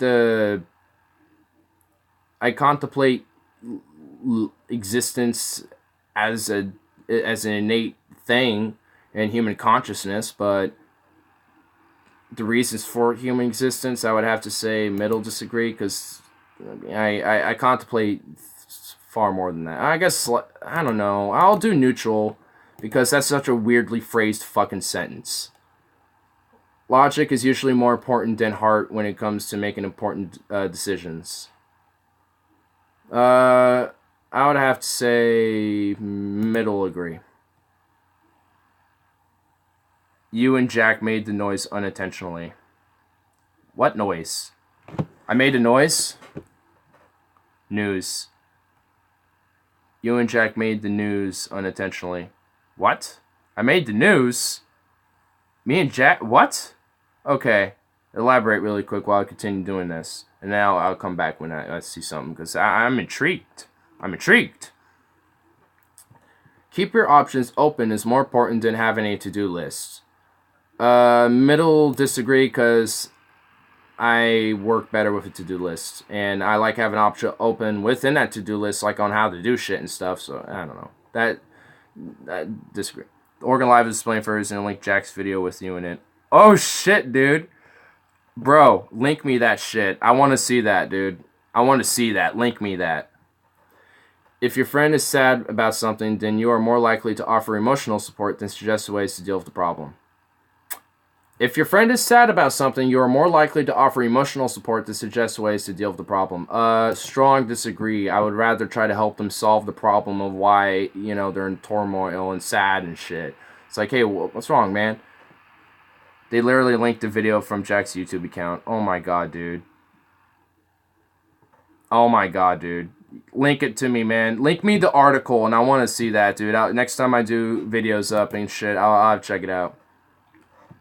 You rarely feel insecure. Slight disagree. I think everyone has some insecurities in some form, whether they admit it or not. I mean, I'm trying to be honest as possible with these answers here. So, every answer here, I think I've been honest. If you have no difficulties coming up with a personal timetable and sticking with it, or sticking to it, you have no difficulties coming up with I'll say slight disagree, because I mean, I have like a personal timetable on my fridge, but I haven't totally stick to everything, but I mean, for the most part, there's still progress within those things. It's just procrastinated, but there's far many like different factors into it. Being right is more important than being cooperative when it comes to teamwork. Slight disagree, because if you're actually generally like right on something and people are like not doing it right, then you should middle agree actually, because then you should probably, you know, be like, hey, what we're all trying to do here ain't, you know, probably the best thing. We should probably do this. And they're all like, nah, you know, we work together, man. What are you doing? It's like, you know, you get my point. You're like, you know, explain why it might not be the best thing and why, you know, your option is the best way, and cooperate with upon that. So, I mean, you don't want to, like, just be that unruly dick. So, I mean, if it ends up coming to the same conclusion in the end, then, you know, whatever, it's like no harm done. But I mean, I guess I'll say slight agree instead of like a middle agree. If you think that everyone's views should be respected regardless of whether they're supported by facts or not, strong disagree. Like, look, if you're gonna spout some insane fundamentalist or radical shit that's fringe as fuck, I'm not gonna respect that. I'm mocking it. I mean, if you got some interesting shit to say, whether it's supported by facts or not, I'll listen to it. You know, but if you're gonna like be like, you know, the liberal agenda is making all the frogs gay, and you know, the Satanist witchcrafters are fucking coming to take over the American government with the deep state. Like, if you're doing that, fuck you. You're an insane lunatic. You're a lunatic. So, you know, I'm gonna respect that. Here, I'm gonna actually wipe this just a little bit. It's toward the bottom. Okay, cool. I saw the text that you sent me there. So sweet. Thank you, my friend. I will be checking that later, because that will be hilarious to look at, dude. That'll be hilarious. All right. You feel more energetic after spending time with a group of people. Slight disagree. I usually feel the same way. But depending on the situation, I could get uplifted. You frequently misplace your things. I'll have to say slight disagree because I misplace shit, but it's not often. Sometimes I do, but not really. You see yourself as very emotionally stable. I wouldn't say very emotionally stable, but I consider myself relatively stable at least, so I guess I'll say slight agree because, I mean, I got shit going on in my life, but I mean, I wouldn't say I'm the most stable person ever emotionally, but I mean, for the most part, yeah, I am. I guess I'll say middle agree then. Your mind is always buzzing with unexplored ideas and plans. Oh, strong agree. I'm always thinking about some really interesting ideas and plans, and I don't even draw it down. You will not call yourself a dreamer. Disagree strongly. I am definitely someone who likes to dream about shit. Not even just about random things, but just like the future of the world, the future of just the future in general, like how my life can end up going down like 50 years down the road into some shit, Yeah, I'm a dreamer. I definitely say I am. You usually find it difficult to relax when talking in front of many people. I'll have to say slight agree, but I've gotten way better about talking in front of people. So, like 2 years ago, I would have said strong agree, but now I would have to say that it's not that hard to me. It's there's times, but you get that little nervous, like a little, like that nervous chill. I mean, for me, like the little anxiety chill. But I mean, for the most part, I'm getting better about that. Generally speaking, you rely more on your experience than your imagination. I have to say slight. More on your experience than your... okay, hold on. Generally speaking, you rely more on your experience than your imagination. Okay, well, I'll have to say, strong agree, actually, because while I do get very imaginative and get all that, I mean, that's just, moments where I'm, trying to just impose, like, a creative thing, usually, and it's not very long-term, so... But on general basis, I generally try to rely on experience and what I learned about and what I know more than on my imagination. So yeah, I have to say strongly agree. You worry too much about what other people think. I have to say middle disagree because there's times where I do worry about what people think and shit, but for the most part, it's just like whatever. Oh, we're almost done. If the room is full, you stay closer to the walls, avoiding the center. I have to say, my room is pretty full, but the center is pretty open, so I actually have to say disagree because I'm in the middle of that room. I'm just kind of on the edge in the middle right now because of my desk. If you have a tendency to procrastinate until there's not enough time to do everything, I agree. I'm going to admit that up front. You feel very anxious in stressful situations. I'll be neutral because there's sometimes where things are stressful, but I can handle it, but there's other times where I can't, so I'll say neutral. You believe that it's more rewarding to be liked by others than to be powerful. What? You believe that it is more rewarding to be liked by others than to be powerful.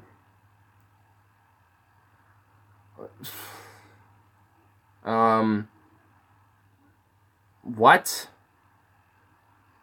Okay, so if I do a strong... I disagree that it's... What? More rewarding to be liked by others than to be powerful. I don't... the whole concept of being powerful, being able to, be so controlling of everything, I don't even really like that much. Because, absolute power corrupts absolutely. I mean, and it needs to be checked and shit. So, I mean, I always, I'm very, very reserved of like being of power and shit. But this is what? I just don't get this one. You believe it is more rewarding. I'm just gonna say neutral. I'm saying neutral. That's just a fucking confusing thing. Some of these sentences are so confusing. Like that, I don't really agree with this whole premise. Honestly, like I wish I could just say disagree for the whole sentence. Like it's just like what? You believe it as more? I don't think it's like I don't like being powerful can be rewarding, and being liked by others can be rewarding. But for me, I generally, like, when it comes to being rewarded or whatever, I generally it's not with it's not because of being liked by others or being powerful for me. It's about just doing what I like to do and just enjoying like the fruits of my own interests and hobbies and shit. And reward myself with like stuff that or like accomplishments that I'm doing, and shit. Like it's I just don't agree with this. I just don't agree with it. Like, what the fuck? Fuck you. You've always been interested in unconventional and ambiguous things, e.g., in books, art, and movies. Strongly agree. I love entertainment and unconventional, ambiguous things. You often take initiative in social situations. Middle disagrees. Sometimes I do, but for the most part, I don't. I usually follow. Oh, here we are. Your personality type is architect. INTGA. Wow. Okay. Cool. So I am more introverted than extroverted. I'm more intuitive than observant. Huh. I am more thinking than feeling. That's fucking true. I'm definitely introverted for sure. I'm more judging than prospecting. And assertive. I'm more assertive than turbulent when it comes to identity. Okay. I'll start reading. Okay, let's see here. Let's see. Architect personality. It's a lonely at the top, and being one of the rarest and most strategically capable personality types, architects know this all too well. Architects form just 2% of the population. Holy shit. And women of this personality type are especially rare, forming just 0.8% of the population. It is often a challenge for them to find like-minded individuals who are able to keep up with their relentless intellectualism and chess-like maneuvering. Damn. People with the architect personality type are imaginative yet decisive, ambiguous yet private, amazingly curious, but they do not squander their energy. This sounds like me a little bit, so yeah, I think, wow, okay. Nothing can stop the right attitude from achieving its goal. Okay, whatever. Matter of principle stands like a rock. Architects radiate self-confidence and an aurora of mystery, and their insightful observations, original ideas, and formidable logic enable them to push change through sheer willpower and force of personality. At times, it will seem that architects are bent on deconstructing and rebuilding every idea and system they come in contact with, employing a sense of perfectionism and even morality to this work. Well, I kind of disagree a little bit on the morality segment because morality to me is subjective. So even with that, I don't really agree with that. Let's go into the strengths and weaknesses, though, because this is kind of what I'm interested in. Quick, imaginative, and strategic mind. Architects pride themselves on their minds, taking every opportunity to improve their knowledge, and this shows in strength, flexibility, and strategic thinking, insatiably curious, and always up for an intellectual challenge. Architects can see things from many perspectives. I do. That sounds like me. Architects use their creativity and imagination not so much for artistry, but for planning contingencies, and course of action for all possible scenarios. High self-confidence. This is one that doesn't really fit with me, but, well, not that much. Like, I definitely put myself out there. I wear interesting things. I like to kind of stand out, but I'm definitely, oh, here we go. But let's continue here. Architects stress their rationalism above all else, so when they come into a conclusion, they have no reason to doubt their findings. This creates an honest, direct cycle communication that isn't held back by perceived social roles or expectations. When architects are right, they're right. And no amount of politicking or hand-holding is going to change that fact. Whether it's correcting a person, a process, or themselves, they'd have it no other way. Well, that doesn't really sound like me too much, just because I do try to find myself opening myself up to different ideas and just kind of build it. Okay, I guess that is a architect, because I build up upon my own ideas and philosophy. This creativity, independent and decisive. That's definitely true. I'm like independence and like that idea, and I'm definitely a very decisive guy. This creativity, logic, and confidence comes well together to form individuals who stand upon on their own and take responsibility for their own actions. I see that. Authority figures do not impress architects, nor do social conventions or tradition. And no matter how popular something is, if they have a better idea, architects will stand against anyone who have it to bid in a bid to have a challenge. Either an idea is the most rational or it's wrong, and architects will apply this to their arguments as well as their own behavior. Stay calm and detached from these sometimes emotionally charged conflicts. Architects will only be swayed by those who follow suit. Damn. Hardworking and determined. That I would feel like that sounds like me. I am definitely very hard working, even though I'm, well, let's read it. However, this drive for efficiency can also lead to a sort of elaborate laziness, wherein architects always find a way to bypass seeming redundancies which don't seem to require a great deal of detail of thought. This can be risky, as sometimes double-checking one's work is the standard for a reason. It's the standard for a reason. Well, I like to double-check my own work, too, so... open-minded, all this rationalism leads to a very intellectually receptive personality type. As architects, stay open to new ideas, supported by logic, and even if sometimes, especially if they prove architects' previous conceptions wrong. When presented with unfamiliar territories such as alternative lifestyles, architects tend to apply their own receptiveness and independence and aversion to rules and traditions to the new ideas as well, result in a fairly liberal social senses. I am very open-minded as fuck, so this sounds exactly like me. Jack of all trades. I like to think I am a little bit. And the weaknesses of an architect. Arrogant. I don't really see myself arrogant considering my open-mindedness and, my ability to at least take in other ideas and willing to hear it out. So, I don't really see myself arrogant. I mean, I feel like it could be at times, but, I feel like, for me at least, I don't believe that I am. So, judge overly analytical. Holy shit, that speaks to me. I'm very analytical. Loaf, highly structured environments. Blindly falling into precedents and rules without understanding them is distasteful to architects. Blindly following precedents and rules without understanding them is distasteful. Oh my god, yeah, dude. I'm very, when it comes to, rules I find ridiculous, remember middle school, you can't wear hats in buildings! No hoods in the buildings, bitch! That was stupid, dude. And I find that, I guess, distasteful. So, yeah, I disdain even more authority figures who blindly uphold those laws and rules without understanding their intent. Yeah, that sounds like me. I do believe that is me. I loathe highly structured environments in that sense, I guess. Clueless in romance. Oh, fuck, that speaks to me. That speaks to me right there. I think that's where some of the...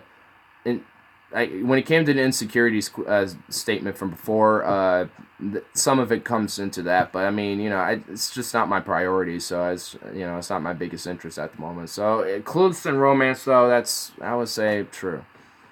This antipathy to rules and tendency to overanalyze and be judgmental, even arrogant, all adds up to a personality type that often is clueless in dating.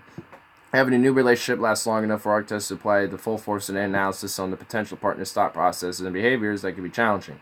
Trying harder in the ways that architects know best can only make things worse, and it's unfortunately common for them to simply give up the search. Ironically, this is when they're at their best and more likely to attract a partner. Cool. Emotions. Let's get into this really quick. There is not a truth existing which I fear. Question with boldness. Well, this seems interesting. In this way, emotions are not architects' way of addressing the decisions, but rather an indication that a decision needs to be addressed. Architect's personality, the thinking trait, acts as a protective big brother to their feeling F trait. So that's where the confident individualism is one of my things, and analyst. That's cool. So awesome. Yeah, architects will do well to practice from this time to time, or at least be aware of it, because however they may try, it's impossible to truly separate the emotion from the decision-making process. The fact that architects do feel and deeply, and this makes them better, not worse. I think that leads up to me. Relationships. Let's just check this out. Politeness is artificial good humor. What? Always remain cool. Truth and morality. Oh, let's look at this. Architects are bewilderingly deep and intelligent people, bringing the stability and insight to their romantic relationships. Their prize honest, open communication. All factors of a relationship are open to discussion and change, but this must be reciprocated. Architects do what they think is right, and sometimes that comes across as cold, but it's important to know that architects don't make these decisions lightly. They spend a tremendous amount of time and energy trying to understand why and how things go wrong, especially if they devoted themselves to the relationship, and they're certainly hurt deeply when things fall apart. The challenge is finding partners who share those same values. So intuitive N types are uncommon. They may be a must for many architects, as sharing this trait creates an immediate sense of mutual belonging. Having one or two balancing traits, such as extrovert E, feeling F, or prospecting P, can help keep a relationship dynamic, growth oriented, and keep an architect involved with other people, in touch with their emotions, and open to alternate potentials. Cool. So essentially, that's just basically saying, kind of check out some of the opposites of what you are. Because I'm an introvert, someone who's extrovert would be good, and whilst I'm like T thinking, someone who's feeling would also help out in prospect. Yeah, okay. I'm kind of getting how all this stuff works out a little bit. Friendships. This will be interesting. Let's check this out. No person will complain for want of time who never lose any. What? Architects will keep us with just will keep up with just a few good friends, ensuring larger circles of acquaintances in favor of depth and quality. That's kind of true. I mean, I got you, Stefan, I got Harley, and I got TK. I mean, it's 3. I got a little huddle group. And, and then I got a bunch of other acquaintances beyond that, and just builds on and shit, And I hang out with all the acquaintances and other friends within those circles. But I do generally just keep up with, a select group compared to others. So, yeah, that seems like me. But friendship is precious. When they're in their comfort zone, though, among people they know and respect, architects have no trouble relaxing and enjoying themselves. Their sarcasm and dark humor are not for the faint of heart, nor for those who struggle to read between the lines. That's true. I am an edgelord in that way. I have dark humor, and I love it. But they do not make for fantasic storytelling among those who can keep up. This is more or less limits their pool of friends to fellow analysts and diplomat types, as observant S types preference for more grounded, straightforward communication often simply leaves both parties frustrated. So true. Yeah, dude. This personality thing's actually kind of got me up pretty... I would say it's about 85 to 90% correct, to me at least. There's a few things that don't align to me, but for the most part, it does. Let's go to career paths. I'm going to skip one on parenthood, because that's... whatever. I can look at this later. I can take it again at some point, too. I could just leave it up here and check it all out later. Career paths. Let's see here. Architects will often find ways to automate routine and mind-numbing tasks, and as they progress, their natural confidence, dedication, and creative intelligence will open doors to increase complexity and freedom they crave. Yeah, it seems like me. At least that's how my work is at the moment. The real challenge, here we go. Professional competence is in areas where architects really their capacity for digesting different complex theories and principles and converting them into clear and actionable ideas and strategies is unmatched by any other. What type of places can I get to for careers? That's my driver. Architects tend to prefer to work alone or at most in small groups where they can maximize their creativity and focus without repeated interruptions from questioning colleagues and happy supervisors. For this reason, architects are unlikely to be found in strictly administrative roles or for anything that requires constant dialogue and heavy teamwork. Rather, architects prefer more lone wolf positions as mechanical or software engineers, lawyers, or freelance consultants, only accepting competent leadership that helps in these goals and rejecting the authority of those who hold them back. Damn. Well, I could be a software engineer, a mechanic, a lawyer, or a freelance consultant. Oh, yeah! Woo! Timid men prefer the calm. In their careers, demand progress and evolution challenges, and often accomplish this by pushing more active strategic positions while they don't care for the spotlight. Architects do enjoy controlling their ideas and their will, often to expand into low-profile but influential roles as project managers, system engineers, marketing strategists, system analysts, and military strategists. But really, architects' vision, creativity, and competence in executing their plans make them valuable than just about any career that requires them to think about what they're doing. Oh, that's true. Politics isn't in one of those fields, I think. Journalism is too, in a sense. So, yeah, it's pretty cool, though. It's kind of hitting it on the point. Let's go into the conclusion here.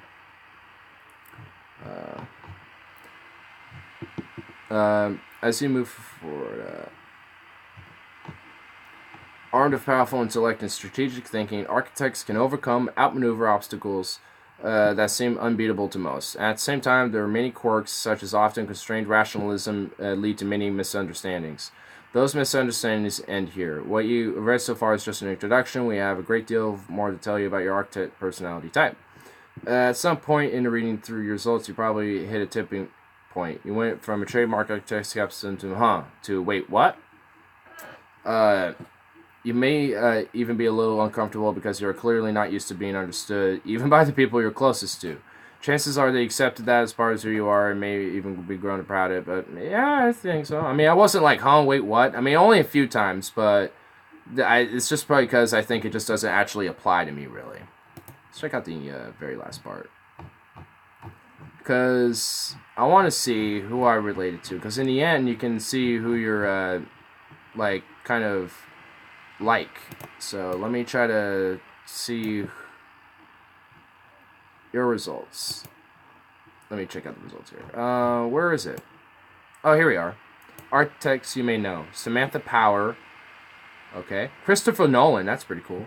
Colin Powell. I don't know who that is. Elon Musk. Oh, fuck yeah, dude. Arnold Schwarzenegger. I got Vladimir Putin. Michelle Obama. Friedrich Nietzsche. Dude, Friedrich Nietzsche? Damn. Damn, I got a roster, dude. Walter Wright Heisenberg from Breaking Bad is also on. Peter Baelish from Game of Thrones. Littlefinger, I guess. Twin Lannister from Game of Thrones.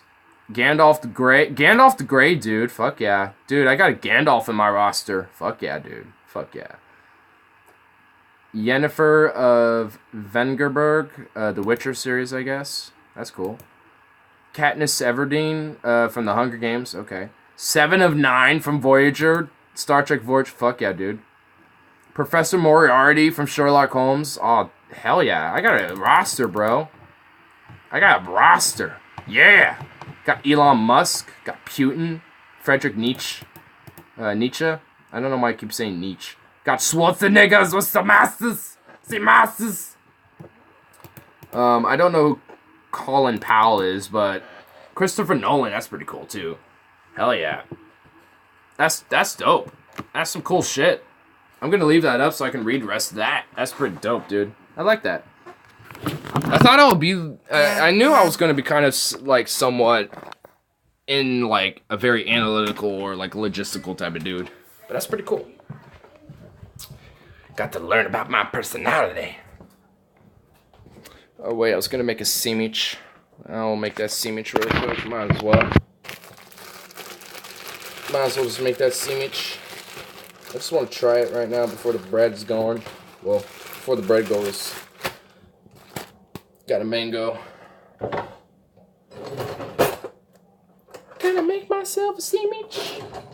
Gonna make a sandwich. Yeah. bitch. Cut. Oh, dude, mango, bro. Oh, yeah. Just a couple slices, all I need. Oh, I got some pickles, too. That's gonna be so bomb.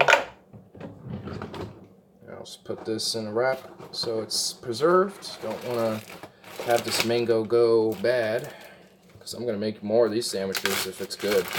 If not, I'm just gonna eat the mango straight.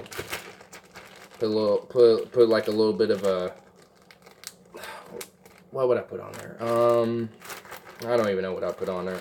There's something I'd put on there to make it a little good, but whatever. Let me get that. Let me get that ham.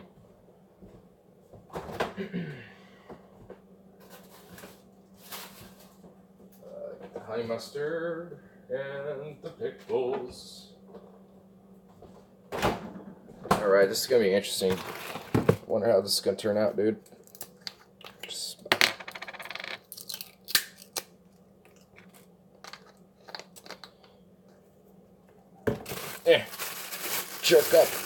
Jerk up some honey, yeah.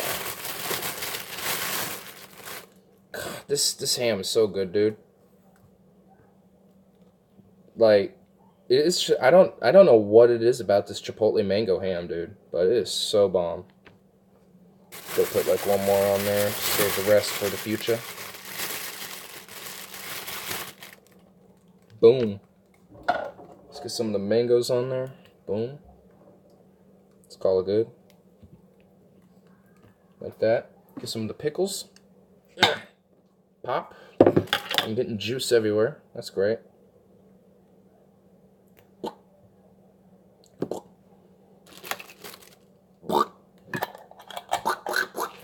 Whoa. Oh, I just drained juice everywhere. That's great. Don't you just love it when you just drop juice everywhere? Pickle juice, oh no! Whoa. Okay. Vanilla, no! Vanilla! Vanilla, no! Oh, God damn it. This is looking bomb right now, dude. I don't know about you guys, but this is gonna look good. This is gonna be delicious. I don't care what anyone says. Oh my lordies. Lordis. I'm excited for this right now. Get the kale on there, dude. Yeah. Yeah. Yeah. Liven this kale up, bitch. Get some of these fucking leaves and shit. Yeah. Spread that bitch on there. Spread that shit. Spread that shit. There we go. This is going to be one peculiar sandwich, man. This is like a new level of like, whoa. Hold up. But it's going to be good. I think I am in the right on this. I think mango on a sandwich will work. I do not consider this a crime. This is not a crime. Putting mangoes on a sandwich, not a crime. I gotta put this in the fridge, Gotta put everything in the fridge. Stoner cooking with Ignar. Alright, man, look at this bad boy.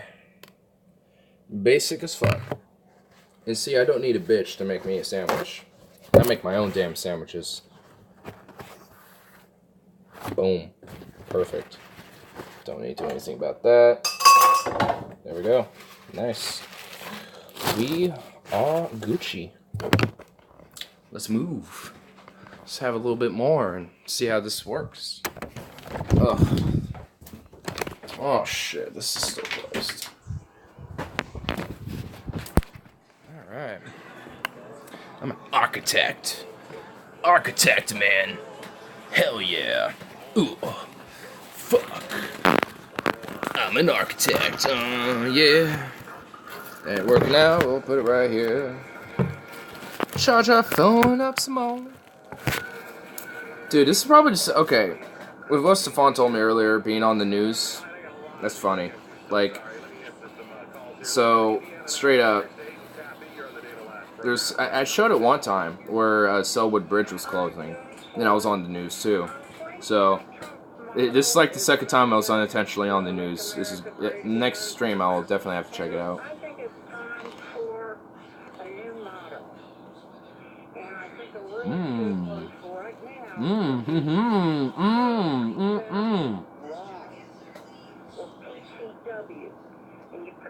Wow. Wow. This is good. Dude. What do you want to prove, like, in general, with his actions, prove him wrong? What? Yeah, just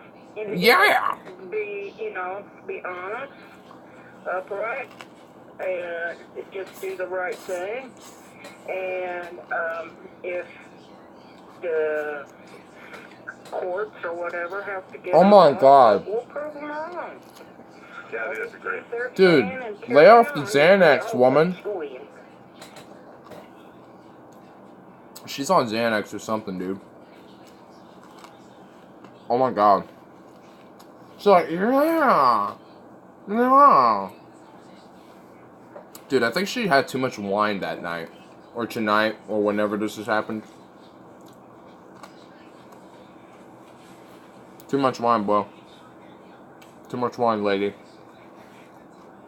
What are you doing with yourself? I'm gonna get one drink really quick and be right back.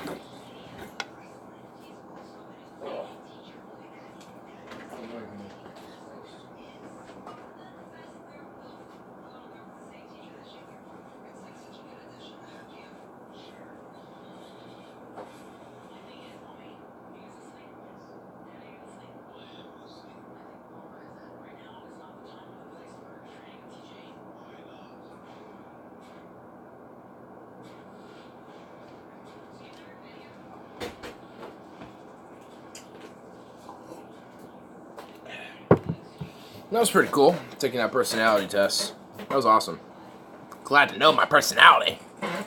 So, I think when I finish this sandwich, I'm probably going to wrap it up here. And in the meantime, I'm just going to smoke some bowls, like I normally do. So, let's get to it. Let's get to the sandwich. This is just so good. Okay. Confirmed, mangoes go good on a sandwich. Don't care what anyone says.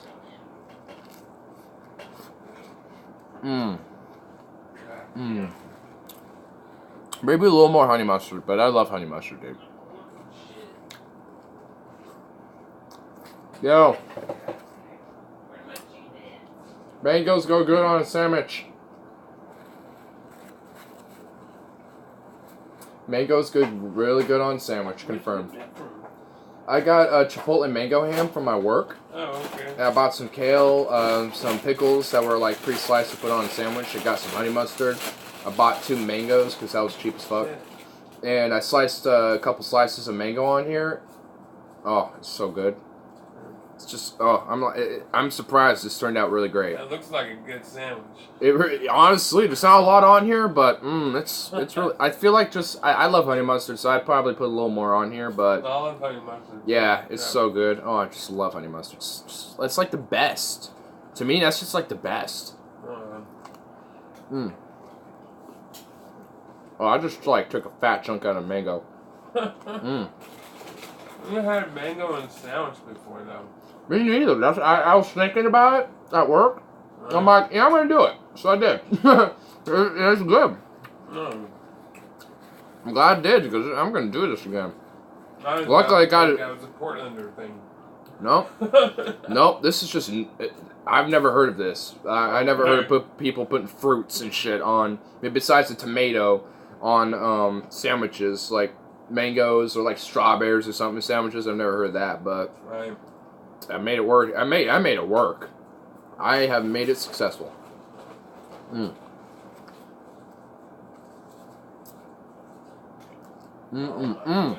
make me want to have a sandwich now. Shit. I mean, we got all the ingredients in the kitchen right now for it. I mean, all you have to do is just slice up a few mango slices. Some what? If you wanted to do the mango idea, all you have to do is just slice it up a few mangoes. Or a few mango slices, because I have that cut up mango in the fridge now. Oh, okay, cool. Alright. Damn. Passing on that. I mean, who would pass on this, dude? I am just, like, going to town on this shit. It's so good.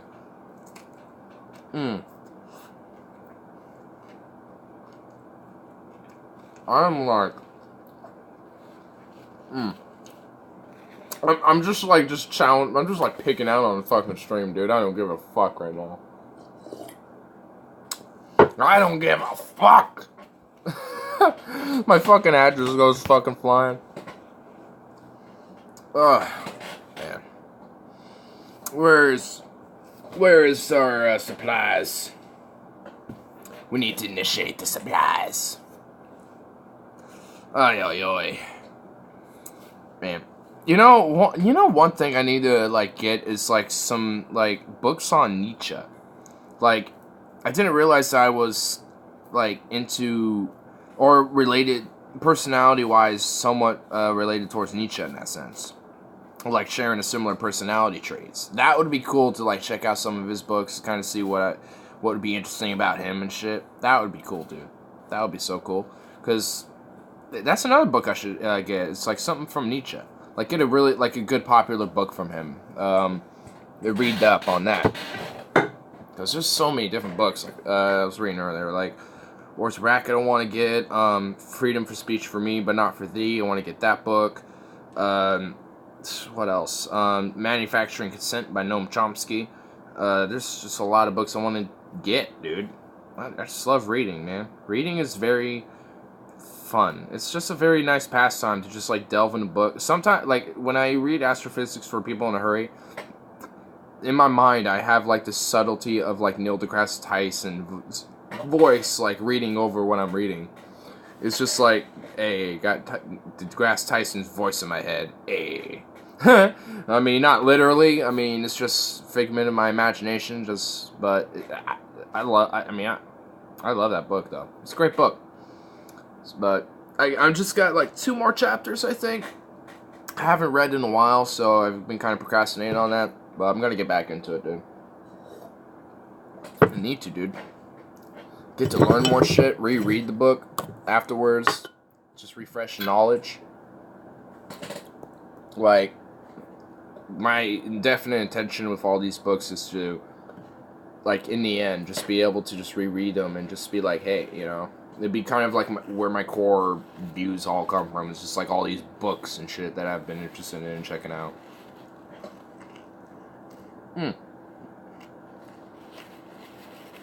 I bit into a hard piece of the mango. Fuck.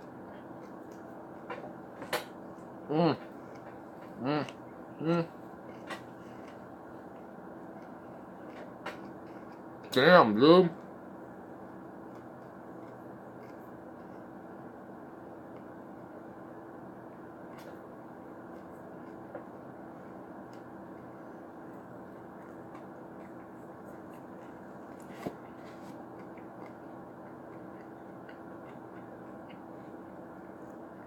Fuck, that took forever to chew, man. Wow. God damn. That was a fat, hearty chunk of mango that I just bit into. But man, was it good. Man, was it good, dude. Oh, that is a great... Okay. Alright. I don't know if any of you guys got, like, mango chipotle ham, but if you don't, like, fuck whoever doesn't have that. Not, like, you guys personally. Just the stores that don't carry chipotle mango flavored ham, fuck them. It's like Eckrich to chipotle mango ham. And if they don't have that, they are bitches. Bitches. Because they don't know what they're missing out on, man. They don't know what they're missing out on. Like, if you do. But if not, that's okay. Just get, like, a chipotle sauce, and then, like, a mango cream or some shit. I don't know, like a mango spread. Put that on, like, in between all, like, the ham. Get some mango slices in that shit. And then, some, like, I did kale, but I think any lettuce would be alright. Get, like, 2 or 3 slices of pickle on there. one thing I wanted was onions, and I forgot to get onions. I was upset. I forgot onions, dude. And I think onions would have been a pretty interesting addition to that. What else? Maybe like olives too? I don't know, man. There's a lot of shit that could go good with that. I just need to like find out, dude. Because that's good. That's good. Sandwich is banging, dude. Banging sandwich, man. I am, okay. Next time I have like a bunch of bread and a bunch of meat and shit, I'm gonna like make like crazy sandwiches, and I'll make like 10 of those for someone to like have for like 50 cents or something. It's like, these are specialty sandwiches. Those you cost. But if you want a regular one, here you go. But, well, you got where someone make it too. Nice. I think I was just hungry. I mean, I didn't realize like how hungry I was until I started chewing on that sandwich, and I'm just like going. I just went at it for like 5 minutes, and I had like a hard chunk of mango that I just was hard to chew. It was just a fat bitch to chew. Yeah. It took me like 2 minutes just to do that, and I'm like, oh my god. Huh. It's like, this is just a heavenly sandwich if it's just taking me time to just get through it. Like, I took a break from it because I just didn't want to just destroy it so suddenly. And make another one because it's so damn good. Right. Mm. I've had to eat soft foods now, so. Yeah. Well, in a way, it is a soft food. But, I mean, the mango definitely wasn't soft in there, though. Got a little bit of that mango sticking out right here. Shit. I figured the mango wouldn't be soft. That's so good.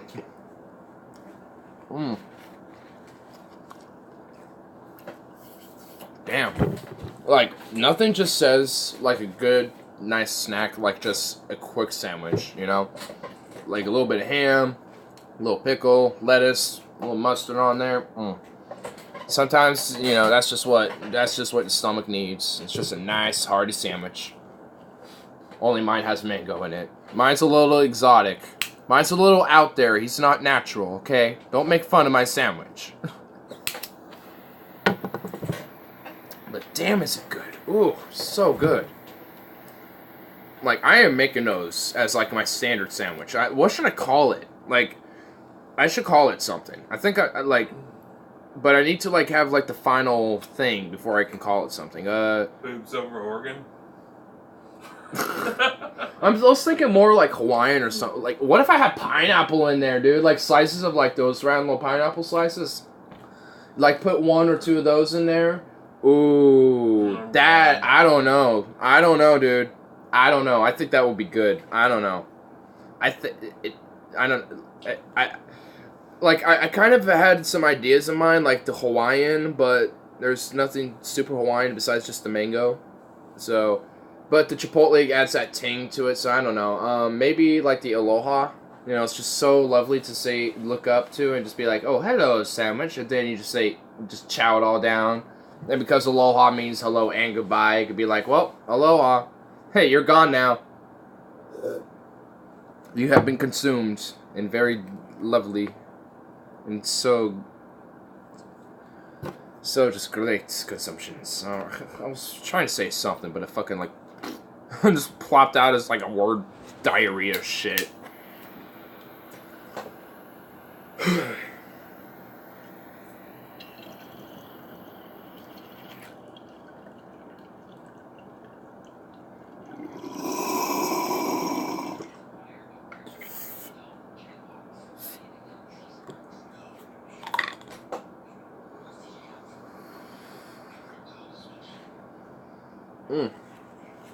So bomb. Alright. Well, I figured out the final product for a sandwich like this. I'm going to, like, make an instruction video on how to make this shit. This is so good. Like, I'm surprised that adding the slices of mango made it really good. It was going to be good either way. But the mango does not interfere with that. It just enhances the already mango flavor I'm getting. Like, that's what it's doing. And also, I'm getting, like, some actual mango in me instead of, like, the flavor, you know what I mean? So, it's just more healthy for you, in a way. Like, this sandwich is, like, just kind of like a little, I don't know what's, like, in mangoes that's, like, healthy, but I know mangoes are healthy for you. So, Like, I'm getting like a little combo here in a way. Not a lot of mango in here, but I only added a couple slices, like 4 slices on here. And it was just like the first 4 I cut. But big deal. Who gives a shit? I'm gonna. This is good. This just looks weird. Like, there's food combos that are weird but good. Like, I didn't. Yesterday, he had like these Dorito jalapeno poppers. That was like filled with jalapenos and cheese. And I didn't think I was gonna like it. But the more I thought about it, I was like, this sounds good. And I tried it, and it was good. And it's just like, weird food combinations can sometimes work. And putting mango in a sandwich with some meat and some pickles and shit works. It works, man. I don't know what to tell you, man. I'm sold. Put mangoes in sandwiches from now on, dude. Just put them in all your sandwiches. So mangoey, but so good.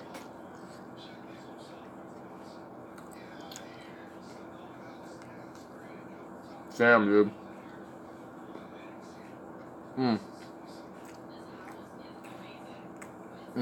So good. Getting fucking orgasmic over this food, dude.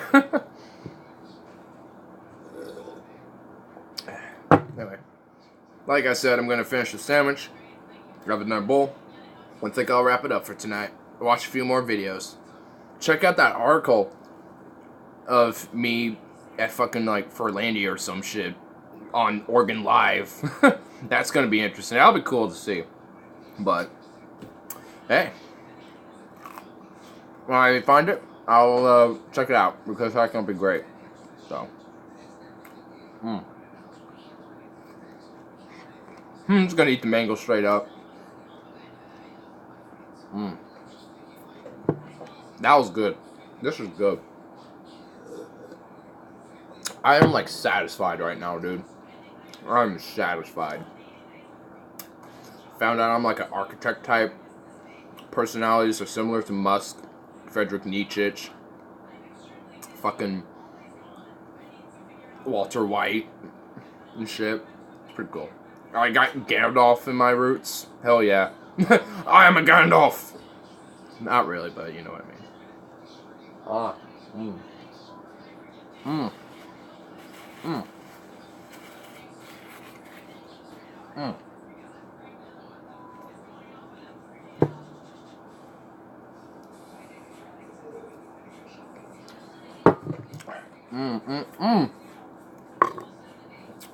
Oh, now I'm getting that chipotle tang from the ham now. Because I ate the mango, now I'm getting chipotle. I should have had a dash of hot sauce in there, dude. I forgot a dash of hot sauce. Should have done that. Should have done that, man. That would have been good. I need to get chipotle sauce. That would have been really good, just to emphasize the chipotle. Man, there's just... Man, I'm doing that sandwich again, and I'm going to add more to it, and it's going to just be better. It's just going to be better, man. I love making food, dude. That's just one of my main things I love to do.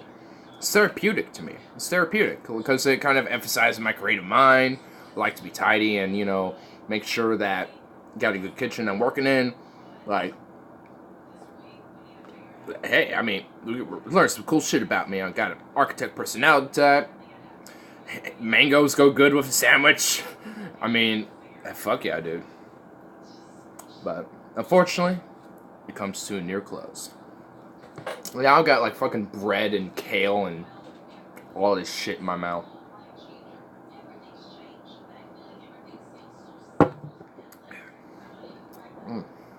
Still got some, but at least I washed most of it out.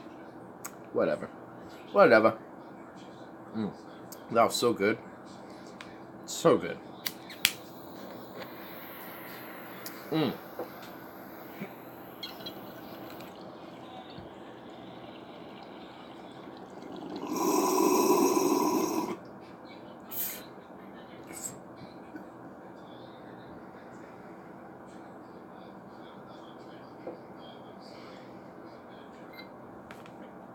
don't know about you guys, man, but I am just like fucking content as shit right now, dude. I'm like, I'm just like, man, I just got in like a hella good mood now all of a sudden, dude.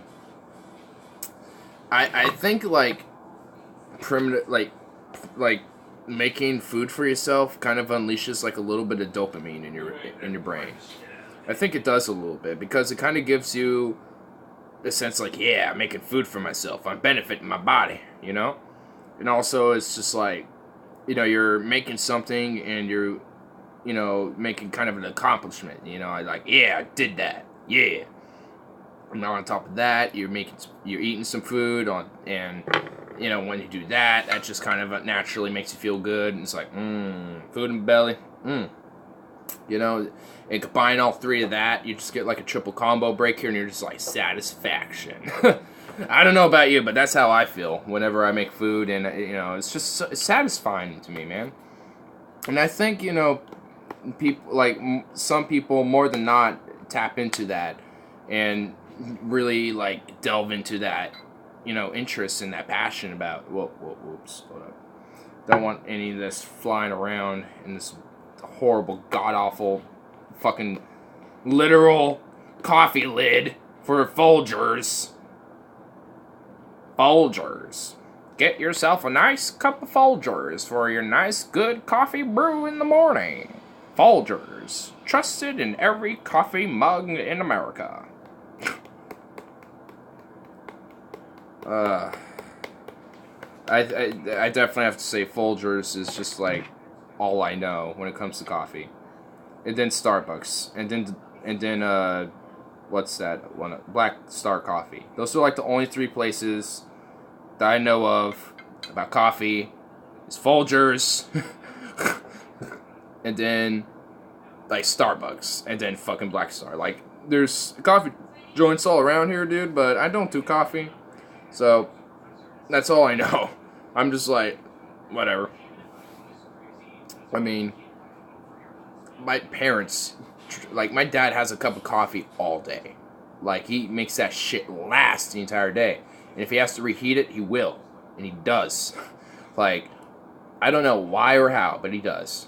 And my mom just has one in the morning because it's just nice, you know, for her to have one in the morning. You know, just people, you know, it's just a cultural thing, but I think it's just that caffeine addiction, man. It's that caffeine addiction. Now, I don't succumb to that. I just got, like, fucking, like, weed addiction. That's a thing. Which, emotionally, I guess it is. But, oh well. Gonna take this last hit. And I think I will bid you all adieu. Had a really nice, random, nice little 2.5 hour chill stream, I think. Just chilling, doing whatever, who gives a fuck type of scenario. It was a who gives a shit situation. But yeah. Indeed, good sir. Might just watch Brett Keane, ironically, just to laugh at something, because he's fucking probably uploaded like 20 videos by now.